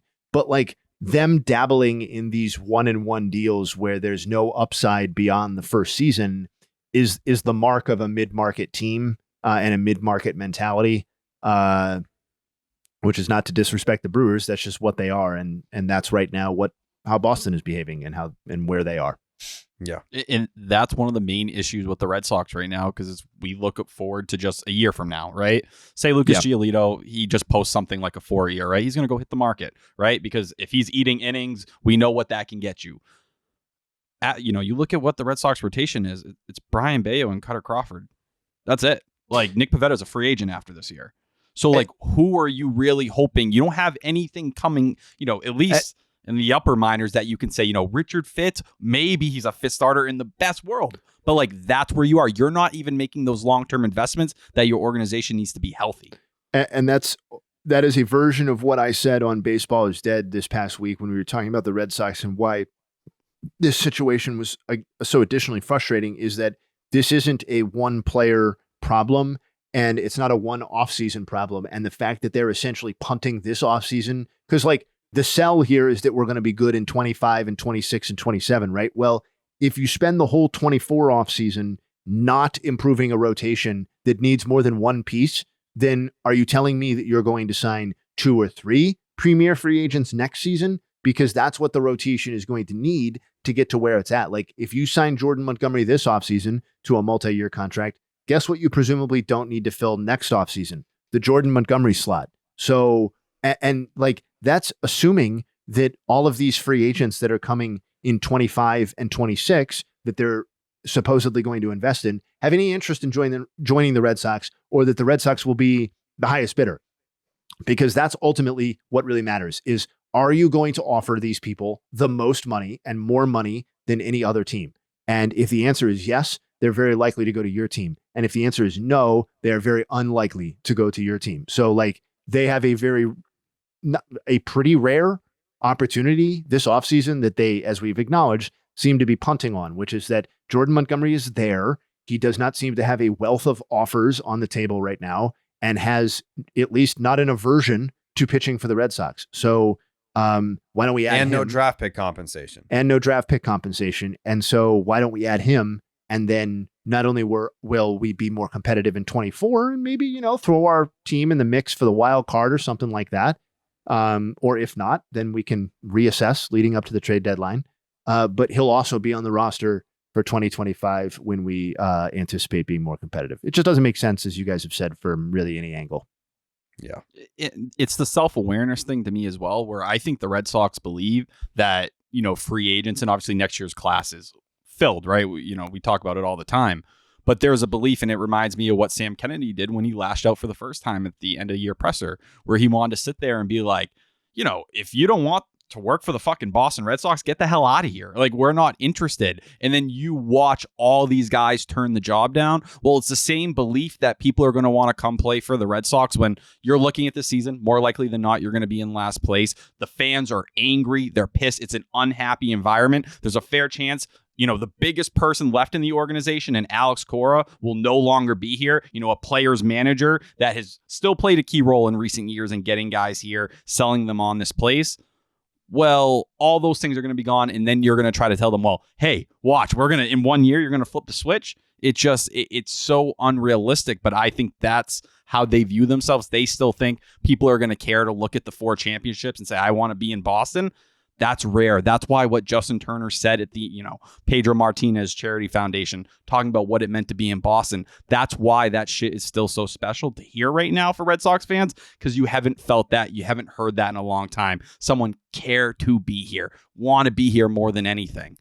And they throw it to the side. It doesn't mean anything to them. And it's sad because at the bare minimum in a year where you're going to throw fans basically nothing to chew on, you could not even give a fuck to throw $13 million to a guy who would at least give Red Sox fans that kind of feeling and say, hey, this is someone that at least values this place and wants to be here. No, we're gonna, go get Garrett Cooper to friggin' platoon. And, no disrespect to Garrett Cooper, but come on. Like that's where you're at. Yeah, I mean, it feels like it's gone from like, the joke that, they're interested in everybody. I know that's been played out at this point, but like it feels like it's gone from that to like we're actually lightly offended that you asked us whether we have interest in this person, because let me be clear, we do not, and we're not going to sign them. So like stop fucking asking us the question. Like there seems to be a shift in like even the expectation that they're going to be in the running for some of these people, regardless of what tier of free agent they are. So it's like, oh, Justin Turner was already here and was good for us last season. And like our offense probably isn't good enough to just be like kicking Justin Turner to the curb. It's like, no thanks. Jordan Montgomery, etc. Like whatever. It's just not how it's not how my childhood was when, the Guardians were running up against them all the time. No. There was this fucking fantastic quote. And Jared, I don't know if you read it, the Shaughnessy article that he put out a couple days ago. Did you see the John Henry quote in there from like a conversation they had in 2008? No. So John Henry went up to Shaughnessy and, asked him, would you own a baseball team if you could? And this was John Henry kind of talking about. He goes, if you could afford it, would you own a Major League Baseball team? I can't imagine anything more fun. You get up in the morning, you know that what you're going to do is going to affect people, impact people. You don't always like every day, but it just gives you juice. That mentality and where you act today, there's no way to justify them as being the same thing as being a connected thought or a shared philosophy. You can't, because just giving juice, if we're talking, hey, I know the impact this team has on people. I know what it takes. Well, instead of just doing the bare minimum and just spending cash, we're not asking you to pay a tax. We're not asking you to go over. Just spend some money here. And not even that they're willing to do. They don't care about the juice. The juice doesn't mean anything. He doesn't feel it, and he sure doesn't give a damn how it impacts other people. No. And that's where you see a guy who was no longer the guy who bought the Boston Red Sox and had one thing on his mind, and it was winning a championship and ending a curse. 2008 was a long time ago. Jayhay, I know you have another podcast to get to. I don't want you to just go from fucking 2 hours on this one straight into the next one. So I'll give you a little bit of a buffer. Oh, no, that's fine. I blocked my evening off. Yeah. I mean, but great. I know that like I've done that. I've done the gauntlet of like one show to the next, and it's fun. It's a lot. So do you have any closing thoughts here for Red Sox fans? If you could give Red Sox fans any message of like, hey, hang in there. What if that message even exists, what would you say to those people? All right. So I think if we pull back a little bit and view this from the perspective of 30 Major League Baseball teams, I think there are plenty of things to still get interested in and maybe even excited about relative to the Boston Red Sox for 2024. I don't have the emotional attachment and baggage that you guys obviously do, so I understand if it's hard for you guys to come around on this stuff. But as a guy who tries, as I said, to be invested in all 30 teams, like I'm absolutely like I'm interested in Rafael Devers, and like have we kind of already seen the best of him? And that's not even like a slap or like any intended disrespect. It's just like, this is a guy who we may be seeing that his peak was, 2022 or 2021, that span across the season. And like, is he going to get better? Is he going to vault himself into like kind of more of a down ballot MVP guy as opposed to a guy who finishes outside of the top 10? That's something that I'm interested in. We already talked about Casas, like Trevor Story to me, like this isn't a guy who should be like cooked. He's not at an age where it seems like he's totally a lost cause. Obviously, he's been their like major free agent investment over the last handful of years. He was, I know he came back maybe a little soon last season, but was obviously terrible offensively after he came back. I'm interested to see whether an offseason, like what he's got in the tank, because I don't know that it's going to make a huge bit of difference, but if they can get closer to league average production out of him, I do think that matters. Yoshida's season, as I'm sure you guys have covered, was a fascinating one statistically. And not only like, the hot start versus kind of how he cooled off as the season went along, but also, some of the batted ball data, how important it is for him to elevate the ball, certainly more than, I don't remember where he finished in ground ball rate, but maybe Tyler does, but it was very high. Extremely. Yeah. So, to me, like, Tyler, did you tweet earlier today that like there's been no interest in Yoshida? Like, was that? Did I see you say that? Is that like on the trade market? You were saying? Yeah, so Spear, obviously Rosenthal was the first one who started the fire a couple weeks ago, but Spear said there's just been no interest in anyone taking the deal, which has 4 years, $72 million remaining. Yeah, see, to me, like that's overly pessimistic. Like I understand why maybe nobody is like actively looking to acquire him, but like that almost feels like he's being trashed. And, you know, like I think there are positives to take away from his season. And, you know, we're talking about a guy who was like an above average offensive player in his first taste of Major League Baseball with, I think, a demonstrated ability to maybe give a little bit more than that. That to me for 4 years and 70 million, like with the untapped upside that probably exists, that to me is more interesting than not. Tyler O'Neill is like a primary trade option in the offseason is maybe a little bit underwhelming, but we're not that far removed from that guy hitting 35 plus home runs. So like maybe that was a career season that we're never going to see again. But as you know, looking for interesting things, there are certainly less interesting things than that going on across Major League Baseball organizations. And on the pitching side, like I'm still a believer big time in Bayo. I was trying to push him prior to the start of last season, you know, as like a sleeper or something like that, particularly for fantasy purposes. I would say that ended up being kind of like a B- call.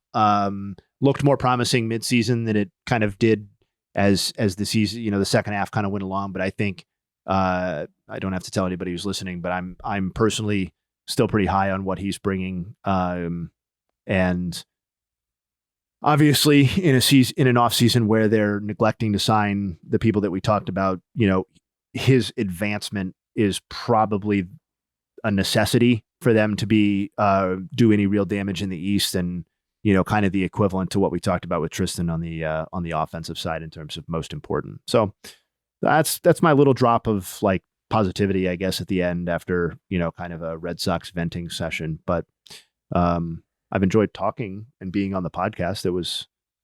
Thanks for letting me talk so much. Yeah, I mean, this was long overdue. I mean, I was excited to see how excited people were that you were coming on. And we also we don't really get to talk in this kind of forum, at least on camera. Yeah, no, definitely not. This is, as you said, I didn't necessarily think very hard about what to expect. I figured we would just show up and I'd be prepared to talk Red Sox, but it was much more introspective and more talking about me than I anticipated. So hopefully that worked out okay for the listeners. And if not, I'll come back and I'll make it up with a Nuggets only appearance where I don't say anything about myself and I just feed Nuggets like a machine. We could do that too.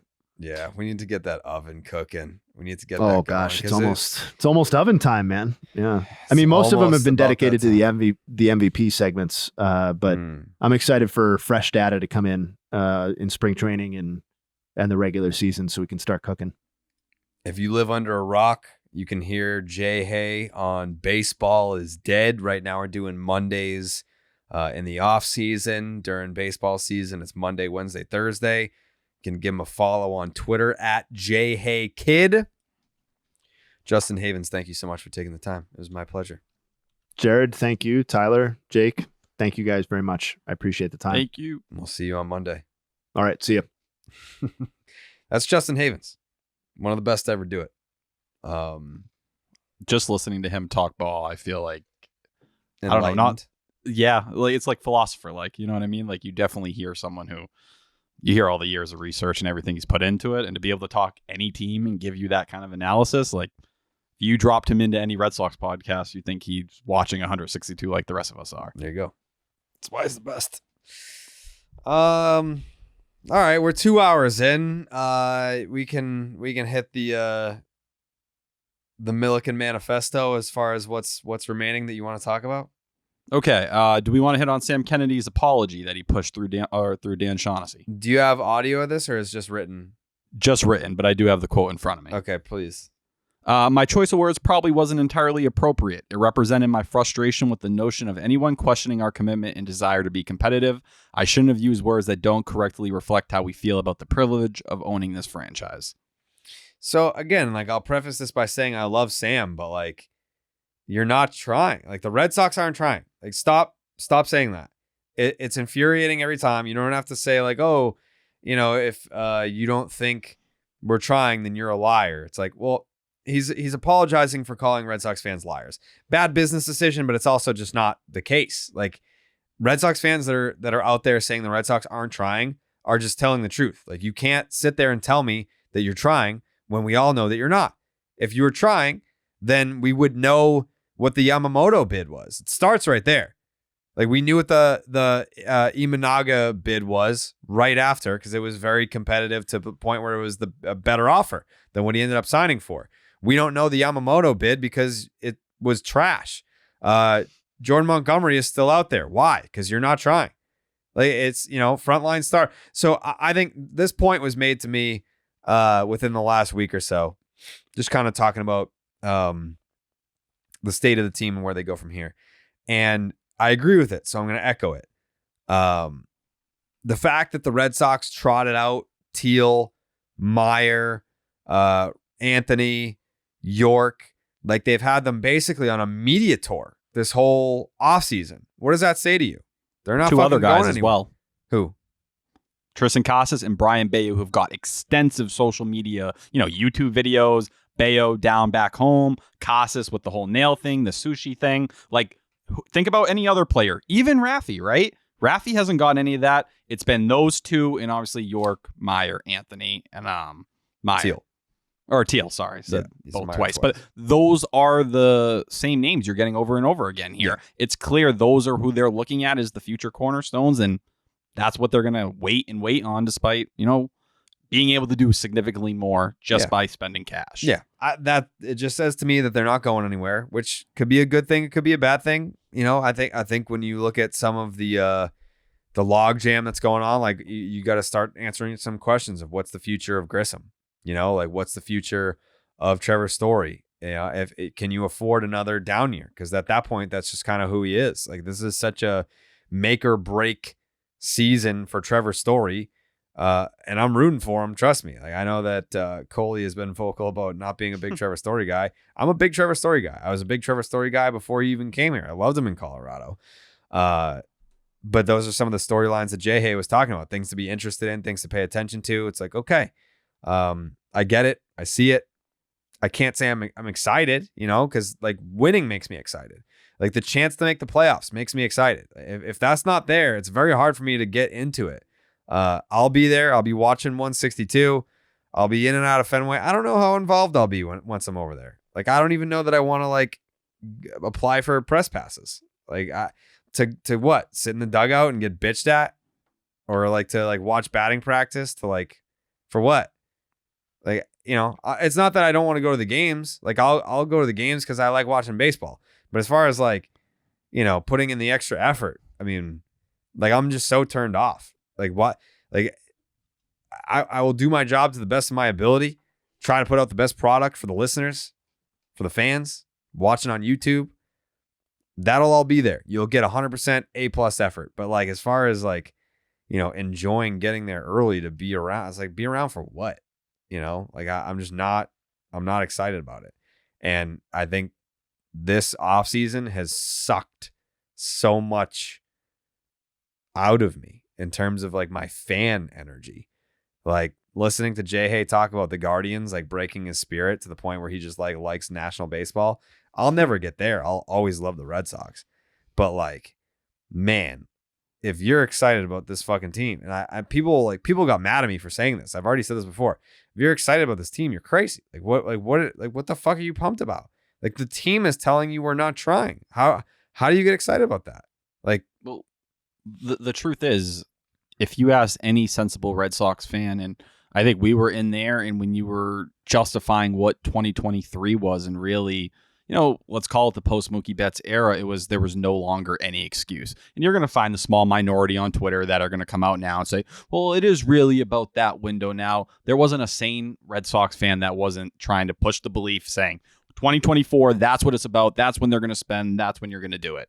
And the fact that we're here after building up to this, after all the way through last year, that is such a hard pill to swallow, knowing that, in 2021, if things, after that were handled differently, whatever way you were trending up, it came down and it's just stayed down, and they've kind of accepted that. And that's where I think with the Red Sox, and like you mentioned Trevor Story, I don't even feel like they're putting guys in good positions right now to succeed.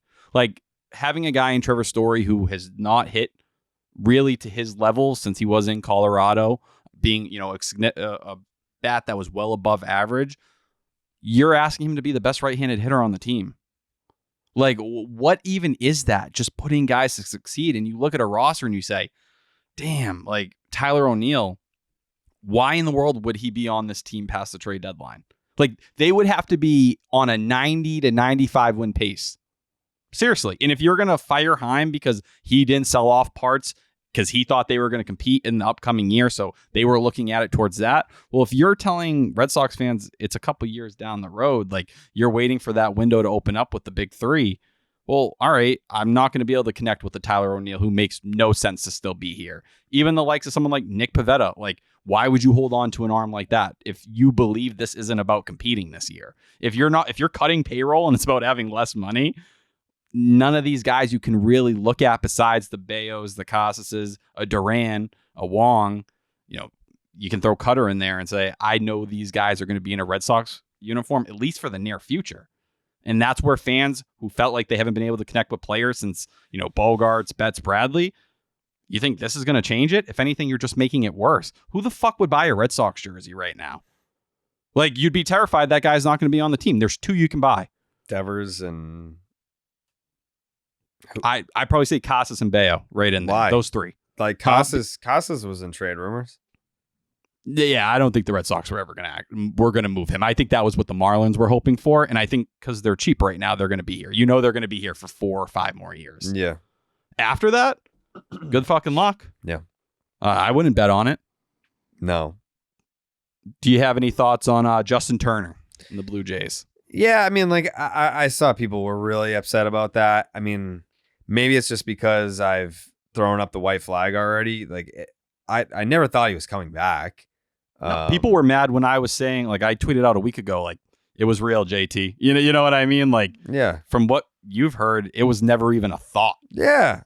Like, we were, I don't know, what, a month and a half into the offseason, and he hadn't even heard from them. And it kind of just apparently stayed that way and he was there. Yeah, he was here. Working out at Fenway. Like, the dude was in here until December. Yeah. He was clearly, like, Peter Gammons put the tweet out last night just saying, like, he was trying. He went to the Red Sox and said, like, let's do this. Let's figure something out. And they didn't even care to engage. It wasn't, all right, well, hey, we'll try to fuck you. We'll try to give you $8 million and see if you'll take it. Right. You know what I mean? It was like, no, like, get away from me. Yeah, you represented this team the entire year. In an upcoming year where we're transitioning and Alex Cora doesn't have Chris Sale in the dugout anymore, who I think meant a lot to that clubhouse and from a leadership role. Well, who's that guy now? Who does everyone turn to? Because Justin Turner, yeah, which once again, like, no offense to Trevor Story, he's never really been that guy. Justin Turner was that guy from day one. Mm-hmm. The dude took a baseball off the face in spring training last year, didn't miss a beat.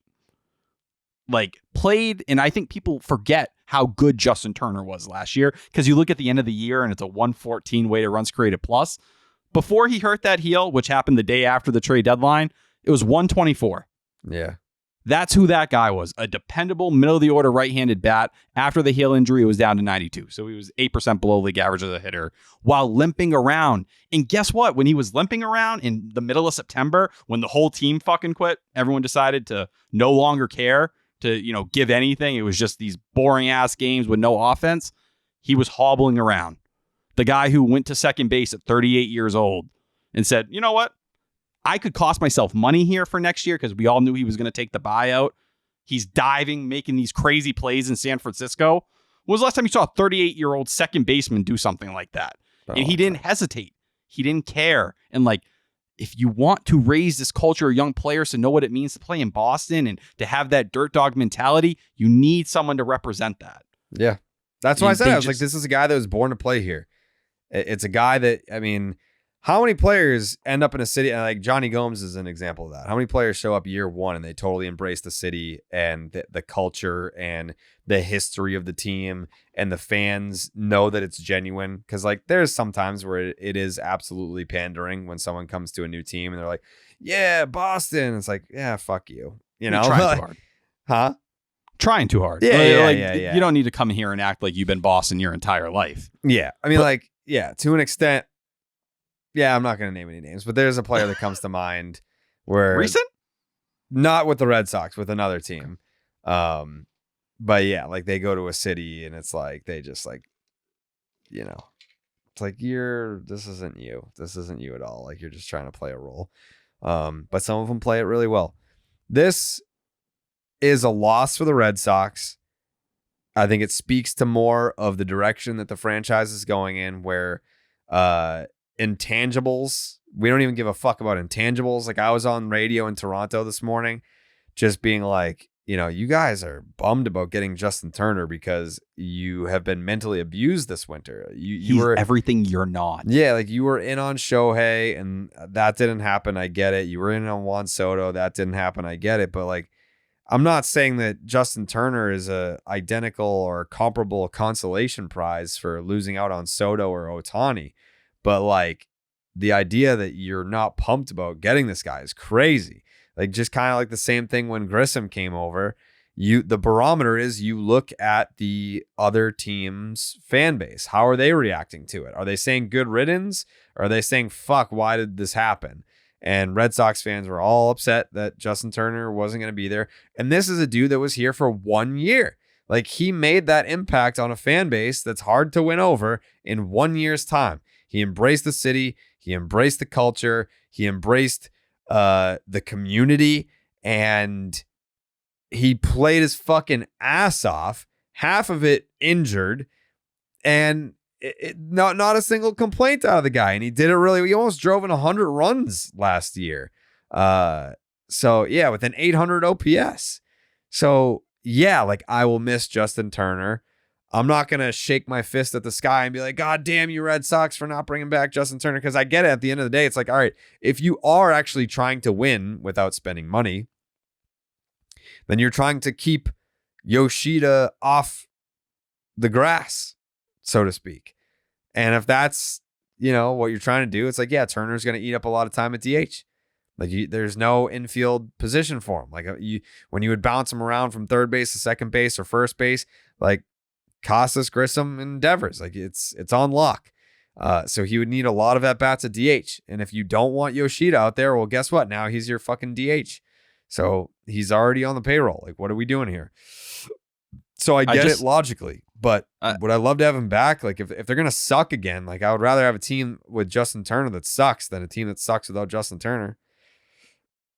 I just feel like it's a luxury to sit here and like, you know, if you go and get Adam Duvall, it's one thing if you get Jorge Soler, then I think obviously the conversation and the move, the way they acted is justified because you're getting power that you didn't have this past season. And while, you know, Justin Turner ran into 20 homers.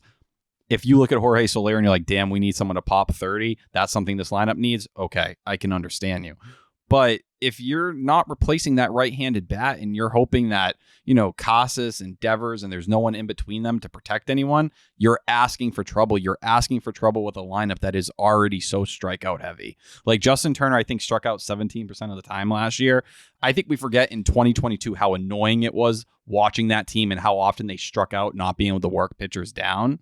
And that's for me where I look at Turner. And if you're telling me you're considering Garrett Cooper, well, great. That's a guy who can go give you some time at first base. He's not going to play the outfield anymore. He hasn't touched it since 2021.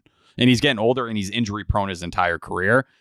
If you think Devers also needs some days off, I think Casas, like if you want to give him a breather at times, especially so he doesn't wear down a guy who has injury history as well, Justin Turner could give you that, right? Don't tell me you're super interested in Garrett Cooper when this is the state of your lineup and there is a role to be played here. And I think that's just a luxury of thinking with Yoshida. Like, oh, hey, man, we want to get him off his feet. Great. Do you have a right-handed hitter that's going to make sense in the middle of the lineup more than Justin Turner? Because the only one I see left on the market, because it's not going to be JD Martinez, it's Jorge Soler.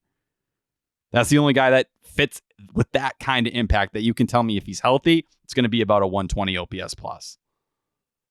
Can't tell me that with anyone else. And I don't know. I think they're going to miss that consistency a lot. And for Turner himself to say, like, I want to know what it's like to play in a playoff game here for the Red Sox, not against them. It's right there.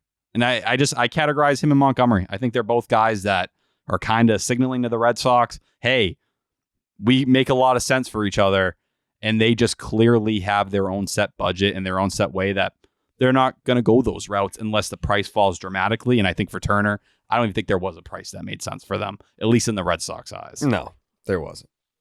And even if you love beer, there are some moments you want to enjoy without the alcohol. Celebrate those times with Blue Moon's new non-alcoholic Belgian white Belgian style wheat brew. It's for when you want to drink your favorite beer without the alcohol. I went to Bleeps 15-year high school reunion over the weekend. Obviously, it was at Kowloon. So I was like, all right, it's at Kowloon. Like, I'm down. I'm going. Went there. Had some non-alcoholic Blue Moons because I was like, listen, you do your thing. I'll be your DD tonight. You have fun. This is not my class. It's the class below me. She's 08, I'm 07. So I knew a lot of people there, but I was like, I'm probably going to leave early because it's the Royal Rumble tonight, but like, I just want to kind of like show face, let everyone know like Tribal Chief's here. So I was just like, why don't we have some non-alcoholic Blue Moons? Because I still love the taste of Blue Moon, but I'm the DD. So here we go. Start rolling them out. Had a great night. Didn't have as much of a great night after the fact because of the Royal Rumble result. I don't know. You didn't watch the Royal Rumble, Tyler? No, I did. You did? Yeah. Sorry about Roman. Roman won. No, not about what's about to happen to Roman. Not about winning. Oh, like he's gonna have Cody and he's gonna be Cody. He's gonna be Cody.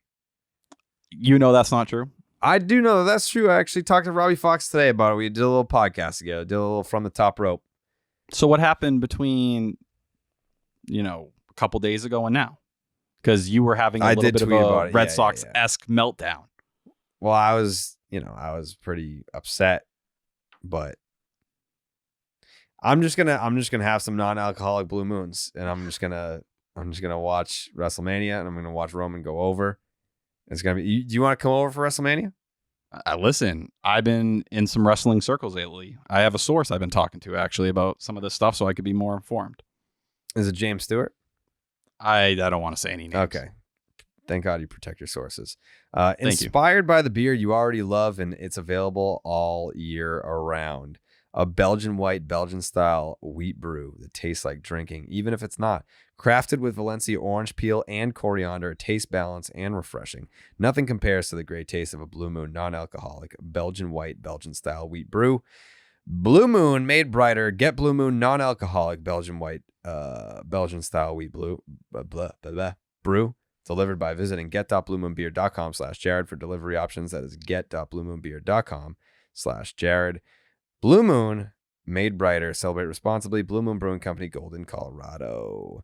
Non-alcoholic malt beverage contains less than 0.5 alcohols per volume. You sound so sad. So you know what it is, and this is gonna end up being a free ad. So Jake texted me like a couple weeks ago, and he was like, "Hey, like, do you want this company True to send you was this the company that you were talking to me about, Jake?" Yeah, I'm pretty sure. So he's like, "Yeah, they have these like drinks. Do you want to try them out?" And I was like, "Yeah." So I end up getting like 2 12-packs and then a box that has every flavor in it. And I just like the color. It was like a light blue. I was like, "Oh, that's gonna be like a berry," and it's cherry berry. And this is gonna sound like an ad. It's not. This is real life. So I'm drinking it. And then I look at it and I was like, oh, it says sleep blend on it. It's a drink for an all-you-can-sleep buffet. What? And it's made with melatonin. So I just pounded this thing before we did a 2.5-hour podcast. And I'm sitting here fighting for my fucking life, Tyler. Like, I'm ready for bed. I'm fucking tired. And I'm like, why all of a sudden am I so exhausted? And it's like, oh, because the drink that I just had is called Sleep Blend and it has melatonin in it. But like, when you look at the box, like they all have like different purposes. Like one is like for like working out, like one is like energy, and like they've got all different purposes. And I picked to do an 11 p.m. podcast, the melatonin sleep blend. It works. Here's your free ad. You can hear it. Like, I can see it in your face. And I was more concerned, like, Jayhay left and you were just like, damn, I'm stuck with Tyler. Like, no, I'm exhausted after drinking that. And I feel bad because the topics we have here, I don't know if they're going to wake you up. No, they're not. Do you want to move quickly? Sure. Garrett Cooper is the fallback option at DH. Chris Cotillo had that the other day. As we heard from Robert Murray that the belief that the Red Sox and Angels being finalists for Adam Duvall wasn't entirely accurate. The Angels have signed Aaron Hicks since then as well. So that kind of changes the picture a little bit here. Garrett Cooper, what does he do for you? Nothing. It's fair. I wish I could tell you I disagreed. It just seems like truly nothing. Yeah, it's What just did he have an OPS over 900 against lefties last year though? Was it 900 or 800? He has a good OPS against whatever. Yeah, fine, whatever. Who gives a fuck? His team sucks. Yeah, no, he has hit lefties well. In 2023 is a 145 weighted runs created plus. Yeah, that's so good. 45% above league average. Cool. The guy doesn't stay healthy. That's been the thing throughout his career. From 2020 to 2022, it was a 119 OPS plus, and doing that in Miami and that ballpark is never an easy thing. But he's coming off the worst year of his career where he didn't hit it all for the Marlins and he was like a league average bat with the Padres. This just feels like the cheap alternative if they don't have anywhere else to go and they can say, hey, Casas, we'll give him a day. We'll sit you here and there. We'll give Cooper a day at first base. Otherwise, he'll rotate in the DH spot once a while and we'll go from there. After that, we got a couple pitchers that the Red Sox are being connected to. Cody Hoyer, Jacob Junis. Ryan Stanek we talked about last week, but Cotillo confirmed that there was a connection there as well. Woo! All right. Cody Hoyer kind of gets me going a little bit. I'm not going to act like, listen, in the context of what we're dealing with these days. But you're talking about a guy who came up in 2020, was dominant, right? 2022, he was really mid, got flipped to the Nick Madrigal deal, but he has the connection to Craig Breslow. Truth is, he's missed 2022 with Tommy John. 2023, he had that nasty clip that went viral. Do you remember it? No. He was pitching in a rehab assignment and he fractured his elbow. Like the elbow fully blew out. It was like one of those really like dramatic scenes on the mound.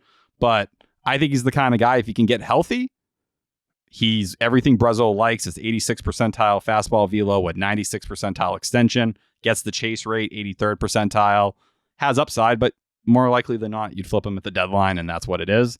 Just a high upside guy who I'd like to see in the pitching lab. I can't wait to go to bed, dude. I feel like I'm putting you to sleep. Do you want to hear what happened to me? You want to hear something that'll wake you up? I guess.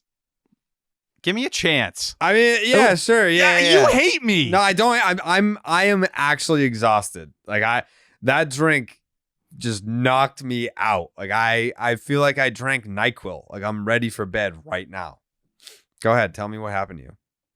So a couple weeks ago, I got into a brawl in my kitchen. With what? Me and Sam were playing. Okay. And I cracked the glass on my oven. Okay. Now, I didn't think much of it. We've been repairing a lot of things in the house. We've had to get a lot of new appliances. My mom was cooking dinner on Monday. Yeah, she was cooking. She was making a nice, healthy meal for me and my sister. Yeah. And she sliced her hand open on the glass that I caused for my fight with Sam. I feel like that's grounds for a lawsuit. She could probably sue you for that. Well, it got even worse because my mom's on blood thinners. So she started leaking. Like real leaking. Like big blood. And her whole hand was sliced up. And this is your fault. Yes, I've been feeling so guilty, and I did drive her to the ER, and we were there like 8 hours. While what night was this? Monday night of this week. Yeah. So you were directly responsible for your mom basically almost bleeding out in the kitchen. Yeah, and now she's out for like 10 days work, and like how many stitches her hand did she up. need? 12. Jesus Christ. It was really bad. Like there was a lot of blood in. So like I got into the emergency room, right? Yeah. And my mom, she's leaking. And I'm telling like the nurse, I'm filling out the paperwork. I'm like, yeah, she's like bleeding all over the place, like in the waiting room. So like I had blood on me and we just sat in the waiting room. Like eventually they wrapped it, but for like 8 hours and we were just covered in a bunch of blood. 8 hours they made you fucking sit there? Bro, Brockton has one emergency room right now, and unfortunately, due to some situations in the city, there's a lot of trauma going on late at night. There's people just like sitting there with gunshot wounds, and T-Dog's like, yeah, I'm responsible for cutting my mom's hand open. Dude, it was crazy. There were people doing heroin in the bathroom, and I was just sitting there trying to figure out what to do. That's probably smart. If you're going to do heroin, definitely do it in an emergency room bathroom. It's a good point. That's why when I was sitting there and I told my mom, I was like, listen, if you like pass out, like maybe the line would move faster too because they'd have to take you, but you can't die here.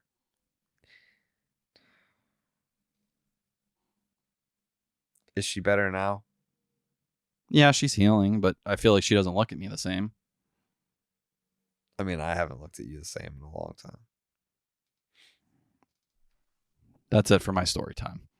She's good now, though? Yeah, her hand's all fucked up.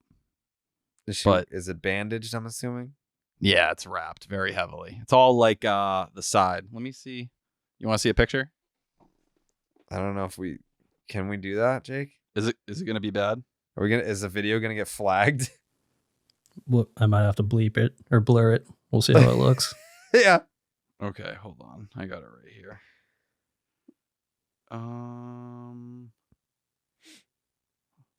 Okay. Oh, Jesus Christ. I know. Dude. That's what I did to my mom, bro. Mama.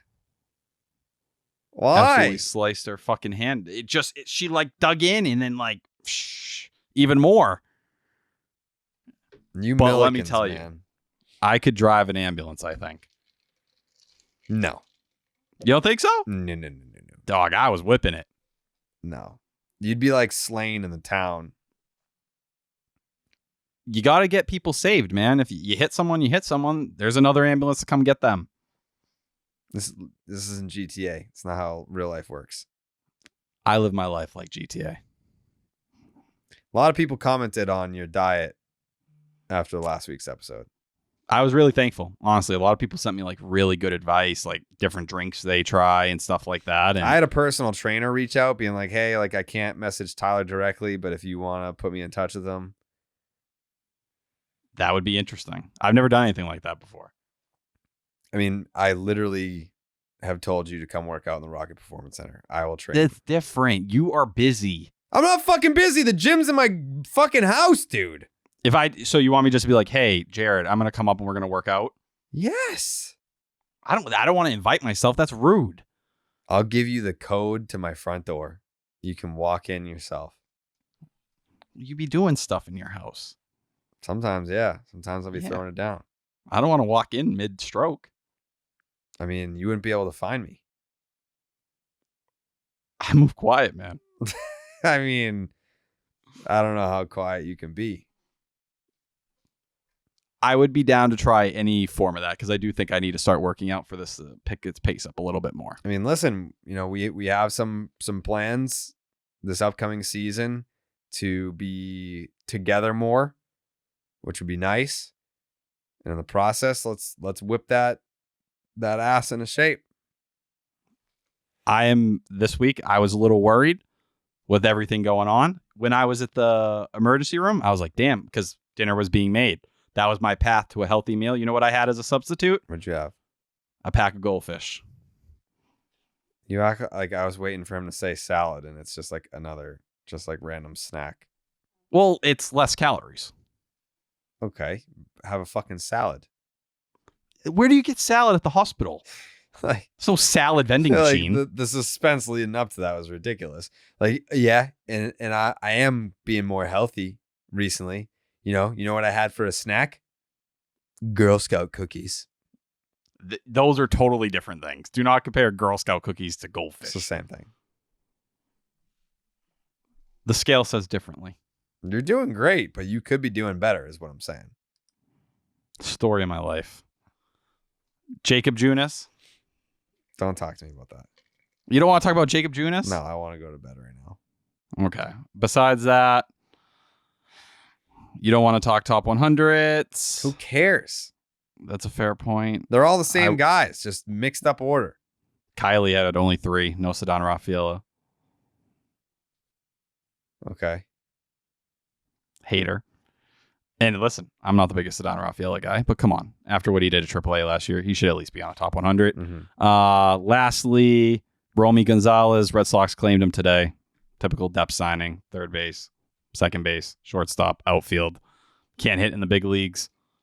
Hopefully, when he's on the roster come August or whatever it is after they trade everyone, he does something special and we can talk about him like we talk about like Mauro Gomez or something. We'll never talk about him again on this podcast. He has options, so he'll definitely be in the minors. Don't care.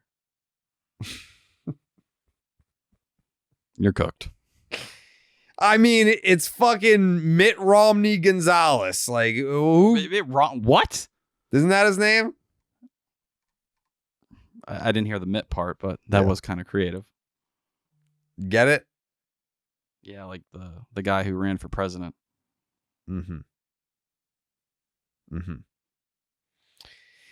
Well, listen, this is what? What, Tyler? What? I have nothing to say. What? Wrap it up. What? I've had enough, Jared. I didn't do your anything. Your attitude is not good right now. Dude, I am on drugs. Jake. Seriously, we're gonna approve of this? I mean, after you tried to compare goldfish to like a plate of steamed broccoli, I think the podcast was already over. Yeah. That was crazy. That's where I did a hard pivot. I was like, I was in on it until I wasn't. Can I plug something? What? I put out a piece this week, or technically last week now on Saturday. Uh-huh.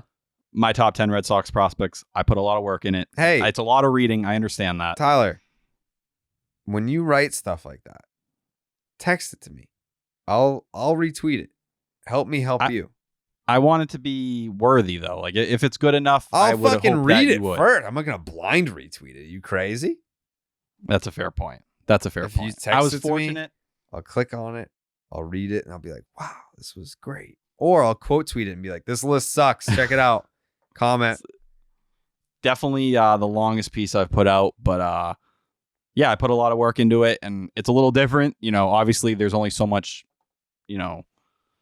variance you can have compared to Baseball America or Sox prospects, but I think my list had its own little flair that made it a little unique, with breakdowns and some player comps in there that I think, we've talked about on here before and we've talked in other places.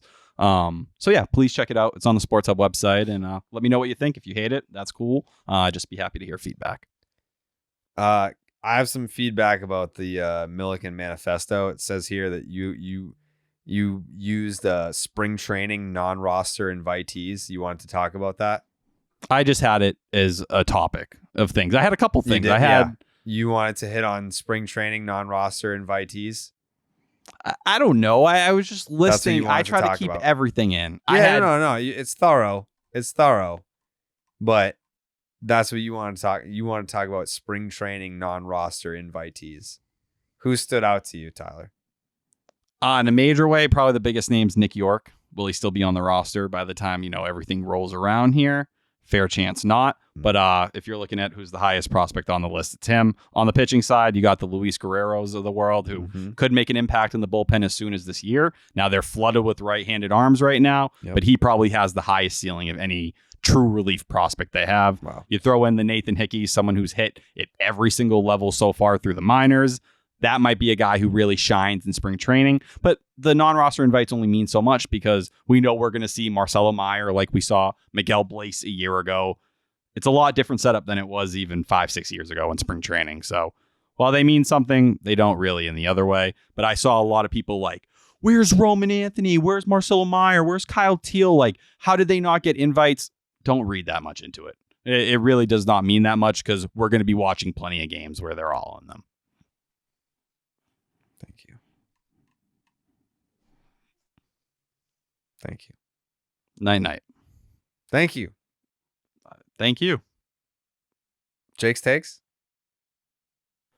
I just love how you could tell Tyler like 5 shows in a row to leave that off the list, and you just know he's coming back next week with it right on the list.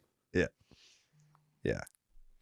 I want like a recurring non-roster invitee update weekly. I can give you that. I'll give you a scouting report on every player. Yep. Next week, we'll do Corey Rozier. Perfect. Or Nick Sogard. I'm actually a very high Nick Sogard guy. How could you not be? Yep. Sounds good. Will there be a next week? Why? Is it a holiday? I don't know. I'm concerned. I don't even know if you're going to be able to. Are you going to have another one of these drinks? Not before a podcast, I'll tell you that. Not before. Do we have a guest lined up or someone you're thinking? I haven't thought about it. Who do you want? Actually, don't say it because then all the other podcasts will steal it. That's actually a very, very good point. Yeah. Yeah, we shouldn't have those conversations on here anymore. No, we'll take it offline.